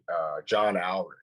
That's actually his record. I want to say the name of the record is Focus, but if it isn't, it has Love for Sale and all on it. I love that record. Come back to it often. Oh my gosh. And then there's a JJ and Kai record, where it's really like the Savoy Sessions. JJ and Kai is a compilation. I love that. That's something that I listen to when I'm driving, like from New Orleans to Tallahassee. Once everyone is going to sleep in the car, I pop that in, and I got 20 tracks that I can ride out to. Nice. What about not just trombone music? What else are you checking out? Well, man, so like I'm checking out so much because I also enjoy producing things that are not what I studied in school, like the things that have to do with my life. You know, I was around playing in church a lot, but I also was playing pop and R&B gigs. You know what I'm saying? I played trombone. I just did the Kennedy Center with PJ Morton, so that's like that's like a serious R&B. That's we're not dipping into any jazz at all. You know what I'm saying? So with that being said, man, I am really like I have my ears on as much as possible. I can't say that there are records that I come back to, and no, that's wrong, because there is a gospel record, a John P. Key gospel record that I don't remember the name of the album, but it has the song. Um, it's called "I Believe," and there's a trombone solo in it. And I want to say it's one of the trombone players from like the United House of Prayer. But I remember listening to that when I was young, when I was starting to play trombone, but not really serious about it. Like I was playing in school, so it was just beginning band, something to do. But that I come back to that one all the time, and really like listening to music right now, man. I have Spotify and Apple Music and Tidal and all of that, and I have like different playlists on all of them, and you know they auto update the playlist, and I just love like just getting on and pressing shuffle and listening to what everyone else is doing out here. That's beautiful. Were you playing bass or trombone with PJ Morton on that last thing? Trombone. Trombone. Yeah. His bassist Brian Cockrum is oof, he's you wouldn't want me playing bass. That he's the man. Well, no, you're pretty good at the bass too, I think. But whatever, you know. Man, that's so cool that you're doing so many different things. So how do you balance your life? I know you've got a family, you're doing trombone, you're doing bass, you're touring. How do you kind of stay balanced? Man, you know, I have a tattoo right here that says "Be anxious for nothing." Like I have to remind myself to calm down, and not that I'm like very very hyper, but calm down and be in every moment. So sometimes, let's take gigs for example, man. Gigs come and go. We'll play a show and walk out like, all right, cool. Next thing. Um, but I really have to tell myself, okay, let's be present at each moment, and that way, I feel like that's the way I balance. Like when I'm home with my family, make sure I'm as present as possible. Like, and what I mean by that is, you know, your mind may drift off and things like that, but I really try to make sure like I'm as present as possible. My son wants to run outside and play with the balls. All right, let's go run outside and play with the balls. I'm not gonna be able to run for 45 minutes like you, but I got you for a good 20. You know, we can hang out. And then like really, I also think listening to a lot of music is what kind of keeps me leveled, because I don't get into, you know, when I was studying, when I was in school, undergrad and grad school, at some point, you know, it became I got kind of dark on the instrument. It just like didn't like, this is a job. This is not fun anymore. Do I really want to do this? Da da da da da. But I realized um, having my ears on a lot of different types of music, it's really helped me not get to those dark places, because I can go like the Silk Sonic record that just came out. Man, it's a beautiful record, and I'm listening to more than just the bass or whatnot. But I mean, I'm really like being present when I'm listening to the record. Like, okay, what are these guys saying? What emotions are they trying to evoke? Then I find myself thinking about just like my holistic music concept. But those things really, really, really keep me balanced. I can't stress enough for real, like just listening to a lot of different things and silence, like not listening to a thing, not coming home and turning on the television, but literally silence, just enjoying nothing. You know what I'm saying? Or riding in the car with no radio on, nothing. And those two things, I think really that balance is what keeps me kind of grounded. And my wife, obviously, she'll, you know, she makes sure that I'll remember that we have this, you know, my son may have this play date. Those are the things I need that help by just being honest. Well, it's good that you have help then, man. That's good. Yeah. That those are all really, really important things to keep in mind. A lot of the people that are joining us today are, students from a bunch of different schools that are here, and I'm wondering if you have any advice about getting out of school, moving to a new scene, and kind of making your way as a young musician? Yeah, actually, I would say wherever you're going to go visit before, and don't visit like 2 months before you're trying to move. Like visit and give yourself some time to kind of forget the euphoria that you experienced while you were there. So then you can be realistic with yourself about why you want to move to a certain area. It's just like when people tell me that they're graduating undergrad and they're going to go to grad school, and I ask them why. And sometimes people say, well, I don't have anything else to do. Okay. I don't know if that's necessarily the best reason to go back to school, but okay. So I tell people to be honest with themselves. So be honest with yourself about why you want to move. So that's why I say go out there like 6 months before, 7 or 8 months before you want to move. Stay out there for a week. If you can do 2 weeks, cool. See the scene and meet as many people as you can. You don't necessarily have to tell people that you're actually about to move. I didn't when I came here, but I just met people and stayed in contact.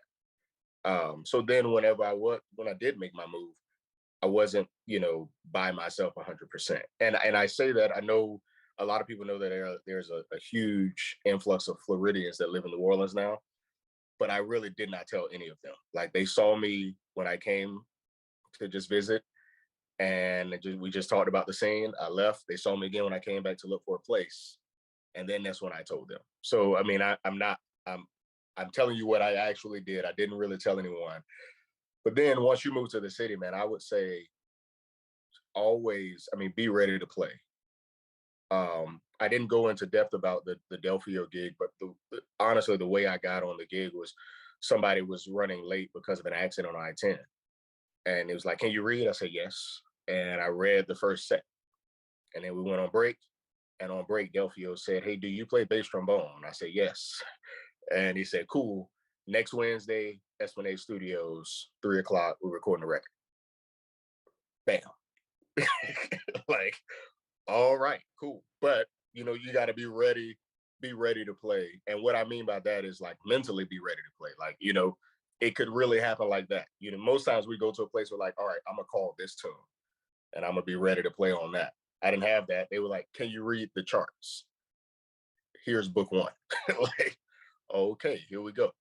So be ready to play. And I don't know, it depends on where you go, obviously, but like if someone was to come down here to New Orleans, man, I would be out every night, be out. You want people to know your face. Even if you don't play, you want people to know your face. So then whenever you do play, they're like, oh, I know that guy. Well, I know that girl. I've been seeing her. Yeah, she plays trumpet. Yeah, I know who, you know what I'm saying? Things like that. Like be out all the time, because a lot of musicians, especially those who tour a lot, we kind of suffer sometimes with missing gigs because of out of sight, out of mind. And it's that same concept, except no one knows your name yet. You just want to be the face that everyone sees. For sure. That's great advice. That happened to me in New York when I was busy touring. And then all of a sudden, nobody calls because you're not there, even though you are there. I had something that I was going to ask you, and now it just totally flew out of my mind in this moment. They do that. Following up on that Delphio gig. Oh, did you actually play bass trombone when you said yes to playing bass trombone? Yes, I did. But I did not have my bass trombone. It was in storage. So he got a bass trombone for me, which also wasn't the best thing because he got it like the session started at 3. I had the bass trombone at 2:56. So there was no like really working on the horn, just seeing how none of that. And I ended up having to go do overdubs, but Delphio was nice about it. And it worked out. That's funny. Which record is this? This is it it's not Make America Great Again, or maybe it is. I think it is. Or is it a record before? I feel like there was a record before that. Yeah, because it was not Make America Great Again. So whatever that one was before that, I don't remember the name, but I remember because I was there when he thought of the Make America Great Again concept. So it wasn't that one. Yeah. So what are So some records of yours or records that you've played on that you really enjoy, and I could send everyone that's here, everyone that's watching live, to kind of check you out more, because you don't have a leader record as a trombonist yet or as a bassist. So where can we send people to hear you? so I am playing, what's funny is I'm not playing like on these records that I'm about to name. I don't think I have a lot of solos, but That's okay. uh, that's cool. I'm on the last two New Orleans Jazz Orchestra records. So there's a record that we just did with Surreal. Is it, okay, I can't remember the name of that one because I'm thinking about the one before that, which is a tribute to Alan Toussaint. Um, so I'm on both of those records. There will be an Ellis Marcellus big band record that is coming out that you'll be able to find me on. And the Dirty Dozen Brass Band is working on some things. Also, I'm on the Chawa record playing trombone, bass, and singing. So yeah, you guys can check me out there. And I mean, I'm working on. I'm excited about the thing I'm working on because it's taken me a long time to willingly use this side of me musically. So I'm excited about it. Yeah. Well, I'm excited too. I can't wait to hear the project, man. I would say I think I got one more question for you if you've got time. Oh yeah, go ahead. Um, this is from one of our students, undergrad students. He says, "How do you juggle being a college student with exams and also trying to explore the local scene and trying to play gigs?" So all right. So I'm actually going to pull a thing out of the book of Nick Finzer. Really, I remember in grad school, Nick told me, he said, "Hey, you're going to have to put yourself on a timer." And that literally means it doesn't matter if you're finished with whatever you're doing. When that time is up, move to the next thing. That really, really, really did help. So you're talking about exams. Like, I imagine you're not talking about taking the exam, but like studying and prep for the exams. And then, oh man, I got to work on this music for this gig. And I'm trying to make sure I know this tune because they say they were calling it at the session. Or I have exams and I'm studying and I still want to go to the session. Well, like time management is like really, really the biggest thing.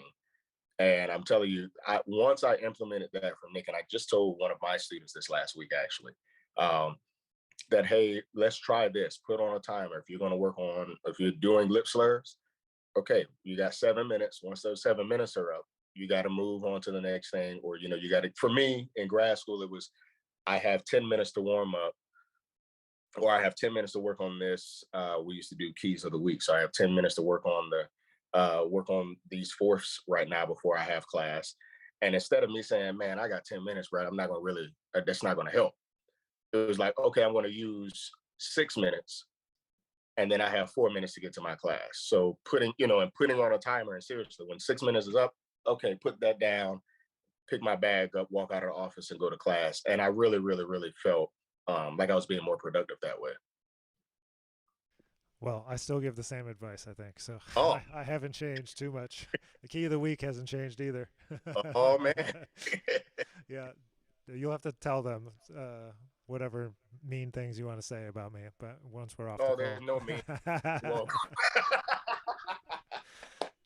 Whoa. Man, well, TJ, thank you for taking some time out of your day. I really, really appreciate you being here, and I know everyone else does. Can we get a big round of applause, everyone that's in here, for TJ? Thank you so much, man. We'll be sure to stay in touch, and and good luck with the new project. Good luck, and make sure you send it to me when it comes out. Oh, I will. Most definitely. Oh, please do. I'm so hyped. Nice. All right. So for everyone who's watching, we're going to take about, let's see, it's 4:45 Central. It'll be about 15 minutes to get set up for the Oklahoma State University Jazz Trombone Ensemble, and then we'll be back with more music. So thanks again to TJ, and we will see everyone back in here in a couple minutes.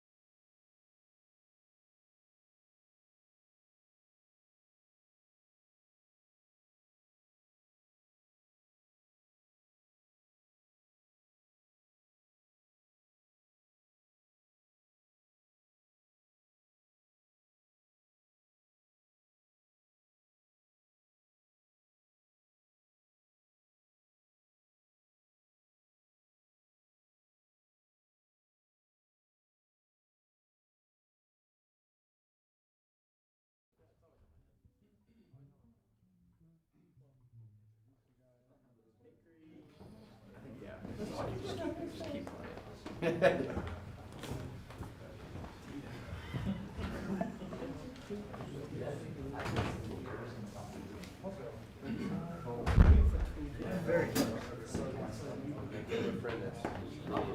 That's so cool. Ours are very. All right. Hello, everyone. Welcome back. I am very excited to be able to have a group with us from Oklahoma State University under the direction of the wonderful Professor Paul Compton. I'm so glad we were able to make this happen. So thank you all for being here. I'll let them introduce themselves.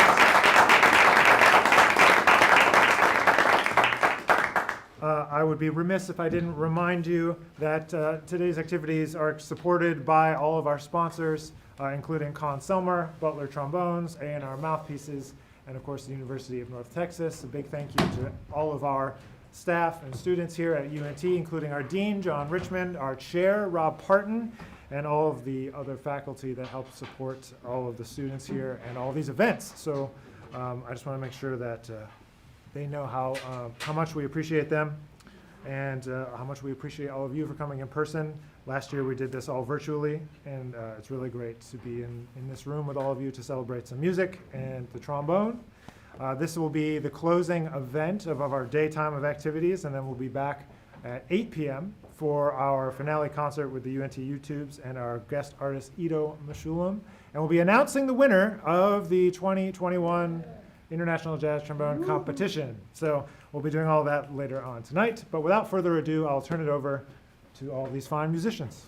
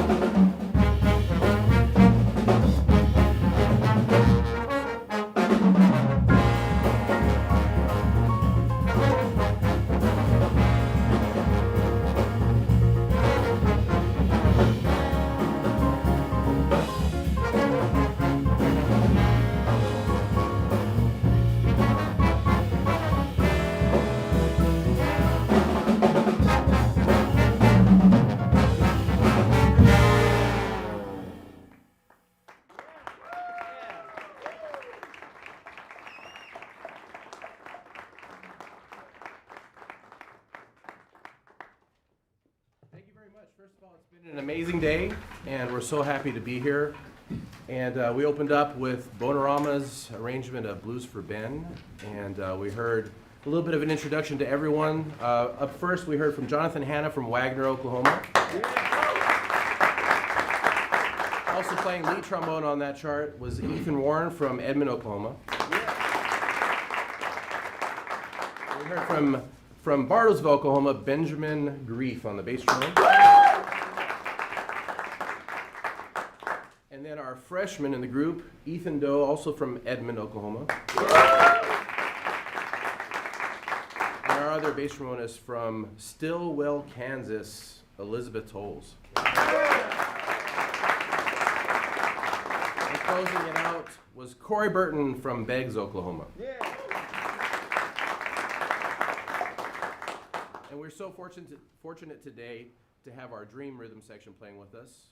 On the piano, this is Brian Piper. James Driscoll on the bass. And the one and only Stockton Helding on the drums. We're going to continue now with an arrangement of Have You Met Miss Jones, done by Parrish Rutherford, who during my time here was our jazz arranging professor and really amazing, legendary person around the building. And this is going to feature, once again, Jonathan Hanna and Benjamin Grief and Brian Piper on the piano. This is Parrish Rutherford's arrangement of Have You Met Miss Jones?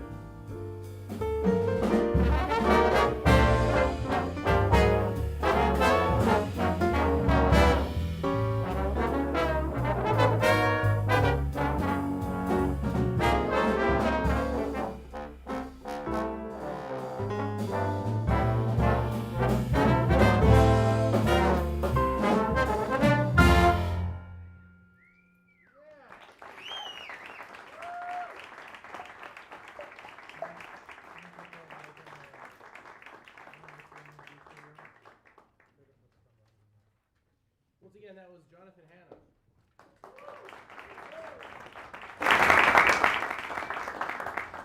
Benjamin Brief on the bass trombone. And the amazing Brian Piper on piano.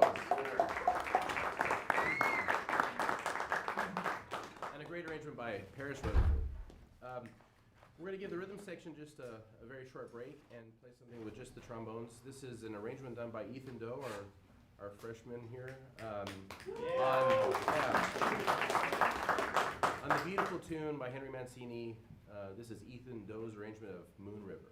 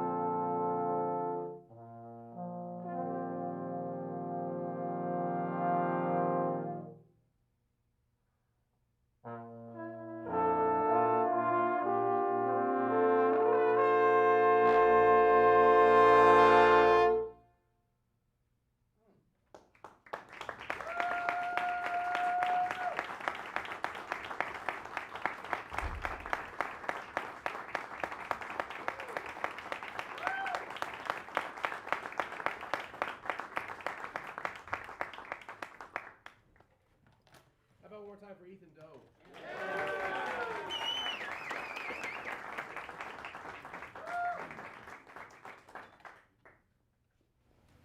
So next, we're going to play an original composition of Stockton's.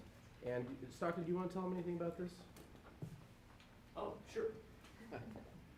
I had the pleasure of, for 4 years, serving as jazz artist in residence at Oklahoma State University. And it was a wonderful time for me, especially spending time with my dear friend Paul Compton, who is a great human being, great educator, as you can hear. And during that time, I had the opportunity to do a lot of concertizing at OSU. And I think that I originally did this for a jazz trombone concert. I actually don't remember, Paul. But at the time, it was from a record that I had done back in 2010 called Battle Stations and Escape Plans. That was based on a short story I wrote that was loosely based on my great-great-great-grandfather, Park Rickle, who was a snare drummer and chaplain for the Union during the Civil War. And so this is a piece that comes midway through the story where they're not sure if they're going to survive a battle or not. So it is entitled As the Battle Wages On. It's an amazing tune. You're going to love it. So you're also going to hear solos from Jonathan Hanna and Corey Burton again. And this is Stockton Heldings As the Battle Wages On.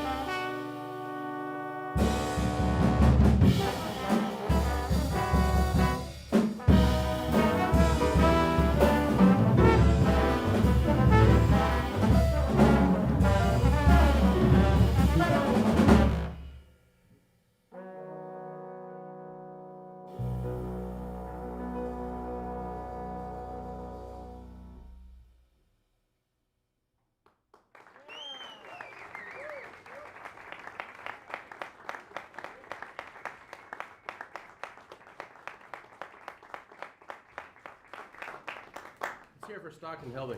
Yeah.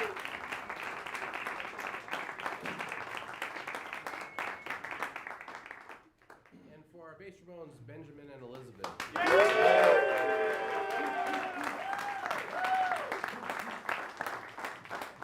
once again, Corey Burton and Jonathan Hanna on the improv.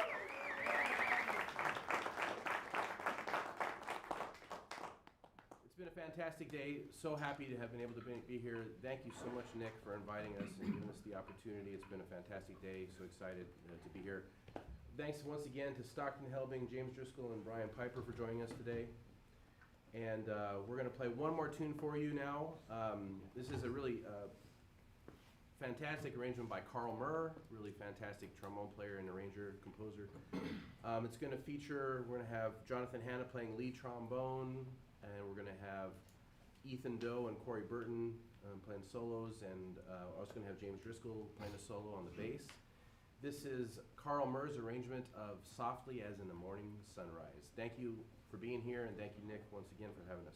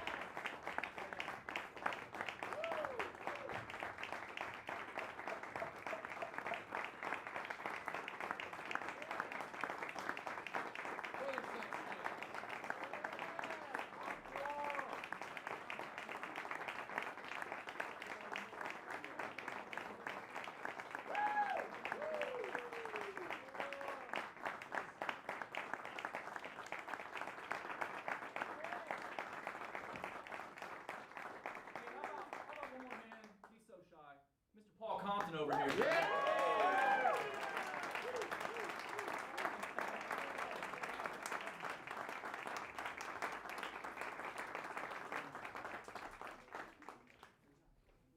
Excellent. Thank you all so much.